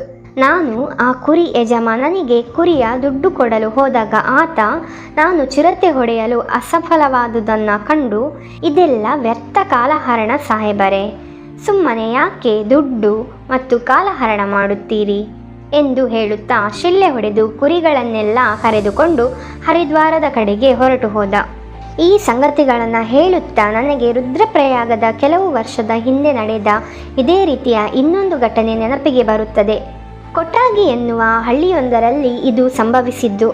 ತಮ್ಮ ಸ್ನೇಹಿತರು ಬಂಧು ಮಿತ್ರರು ಎಲ್ಲರನ್ನೂ ಕಳೆದುಕೊಂಡು ರೇಗಿ ಹೋದ ಹಳ್ಳಿಗರೆಲ್ಲರೂ ಒಬ್ಬ ನಿರಪರಾಧಿ ಸಾಧುವನ್ನು ಹಿಡಿದುಕೊಂಡು ಇವನೇ ಚಿರತೆ ವೇಷ ತಳೆದು ನರಹತ್ಯೆ ಮಾಡುತ್ತಿರುವ ಮಾಯಾವಿ ಎಂದು ತೀರ್ಮಾನಿಸಿ ಅವನನ್ನು ಜೀವಂತವಾಗಿ ಸುಡಬೇಕೆಂದಿದ್ದರು. ಸುದೈವವಶಾತ್ ಅಲ್ಲಿಗೆ ಬಂದ ಆ ಜಿಲ್ಲೆಯ ಜಿಲ್ಲಾಧಿಕಾರಿ ಫಿಲಿಪ್ ಮೇಸನ್ರಿಂದ ಆಗಬಹುದಾಗಿದ್ದ ಅನಾಹುತ ತಪ್ಪಿತು. ಮೇಸನ್ ಜನಗಳ ಸಿಟ್ಟು ಕೋಪಗಳನ್ನು ನೋಡಿ ಅವರನ್ನು ಎದುರು ಹಾಕಿಕೊಳ್ಳದೆ ಅವರು ಹೇಳಿದ್ದಕ್ಕೆಲ್ಲ ಹೌದೆಂದು ತಲೆಯಾಡಿಸಿ ಆ ಸಾಧುವನ್ನು ಕೊಲ್ಲಲು ಮೊದಲು ಪೊಲೀಸ್ ಕಸ್ಟಡಿಯಲ್ಲಿ ಇಟ್ಟು ಪರೀಕ್ಷೆ ಮಾಡಿ ಅನಂತರ ಅವನಿಗೆ ಶಿಕ್ಷೆ ವಿಧಿಸೋಣವೆಂದು ಜನರನ್ನು ಒಪ್ಪಿಸಿ ಆ ಸಾಧುವನ್ನು ಜೈಲಿಗೆ ಹಾಕುವವನಂತೆ ನಟಿಸಿ ದುರ್ಮರಣದಿಂದ ರಕ್ಷಿಸಿದ. ಸಾಧುವನ್ನು ಕಾರಾಗೃಹಕ್ಕೆ ತಳ್ಳಿ ಹಗಲು ರಾತ್ರಿ ಪೊಲೀಸ್ ಪಹರೆ ಹಾಕಿದರು. ಆ ಸಾಧುವನ್ನು ಜೈಲಿಗೆ ಹಾಕಿದ 8 ದಿನಗಳ ತರುವಾಯ ಸಾಧು ಕಸ್ಟಡಿಯಲ್ಲಿರುವಂತೆಯೇ ಸಮೀಪದ ಹಳ್ಳಿಯಲ್ಲಿ ಚಿರತೆ ಮನುಷ್ಯನೊಬ್ಬನನ್ನು ಕೊಂದಿತ್ತು. ಆಗ ಜನಗಳಿಗೆ ಈ ಸಾಧುವಿಗೂ ನರಭಕ್ಷಕನಿಗೂ ಸಂಬಂಧವಿಲ್ಲವೆಂದು ಅರಿವಾಗಿ ಸಾಧುವನ್ನು ಜೈಲಿನಿಂದ ಬಿಡುಗಡೆ ಮಾಡಲು ತಮ್ಮ ಅಡ್ಡಿಯಿಲ್ಲವೆಂದು ಹೇಳಿದರು. ತಾವು ಈ ಸಾರಿ ಸರಿಯಾದ ಸಾಧುವನ್ನು ಹಿಡಿದಿಲ್ಲವೆಂದು ಅಂದುಕೊಂಡಿದ್ದರೇ ವಿನಃ ತಮ್ಮ ಮೂಢನಂಬಿಕೆಯನ್ನೇನೂ ತಿದ್ದಿಕೊಳ್ಳಲಿಲ್ಲ. ಗರ್ವಾಲ್ ಪ್ರದೇಶದಲ್ಲಿ ನರಭಕ್ಷಕಗಳ ನರಹತ್ಯೆಯನ್ನೆಲ್ಲ ಸಾಧಾರಣವಾಗಿ ಯಾರಾದರೂ ರಕ್ತ ಪಿಪಾಸುಗಳಾದ ಸಾಧುಗಳದ್ದೇ ಕೆಲಸವೆಂದು ಹೇಳುತ್ತಾರೆ. ಅದೇ ನೈನಿಟಾಲ್ ಹಾಗೂ ಅಲ್ಮೋರಾಗಳಲ್ಲಿ ಅಲೆಮಾರಿಗಳಾದ ಬೋಕ್ಸಾರ್ ಜನಗಳೇ ಕಾರಣವೆಂದು ದೂರುತ್ತಾರೆ. ಸಾಧುಗಳಿಗೆ ರಕ್ತದಾಹ ಉಂಟಾಗುವುದರಿಂದ ಈ ಕುಕೃತ್ಯಕ್ಕಿಳಿಯುತ್ತಾರೆಂದು ಬೋಕ್ಸಾರ್ಗಳಾದರೆ ಮನುಷ್ಯರ ಮೈಮೇಲಿನ ನಗನಾಣ್ಯಗಳಿಗಾಗಿ ನರಹತ್ಯೆಗಿಳಿಯುತ್ತಾರೆಂದು ದೂರುತ್ತಾರೆ. ಒಟ್ಟಿನಲ್ಲಿ ನರಹತ್ಯೆ ಕಣ್ಣೆದುರೇ ನೇರವಾಗಿ ಕಾಣದಿದ್ದರೂ ಅದನ್ನು ತಿರಸ್ಕರಿಸಿ ಬೇರೇನಾದರೂ ಅನೂಹ್ಯ ಕಾರಣಗಳನ್ನು ಹುಡುಕುತ್ತಾರೆ.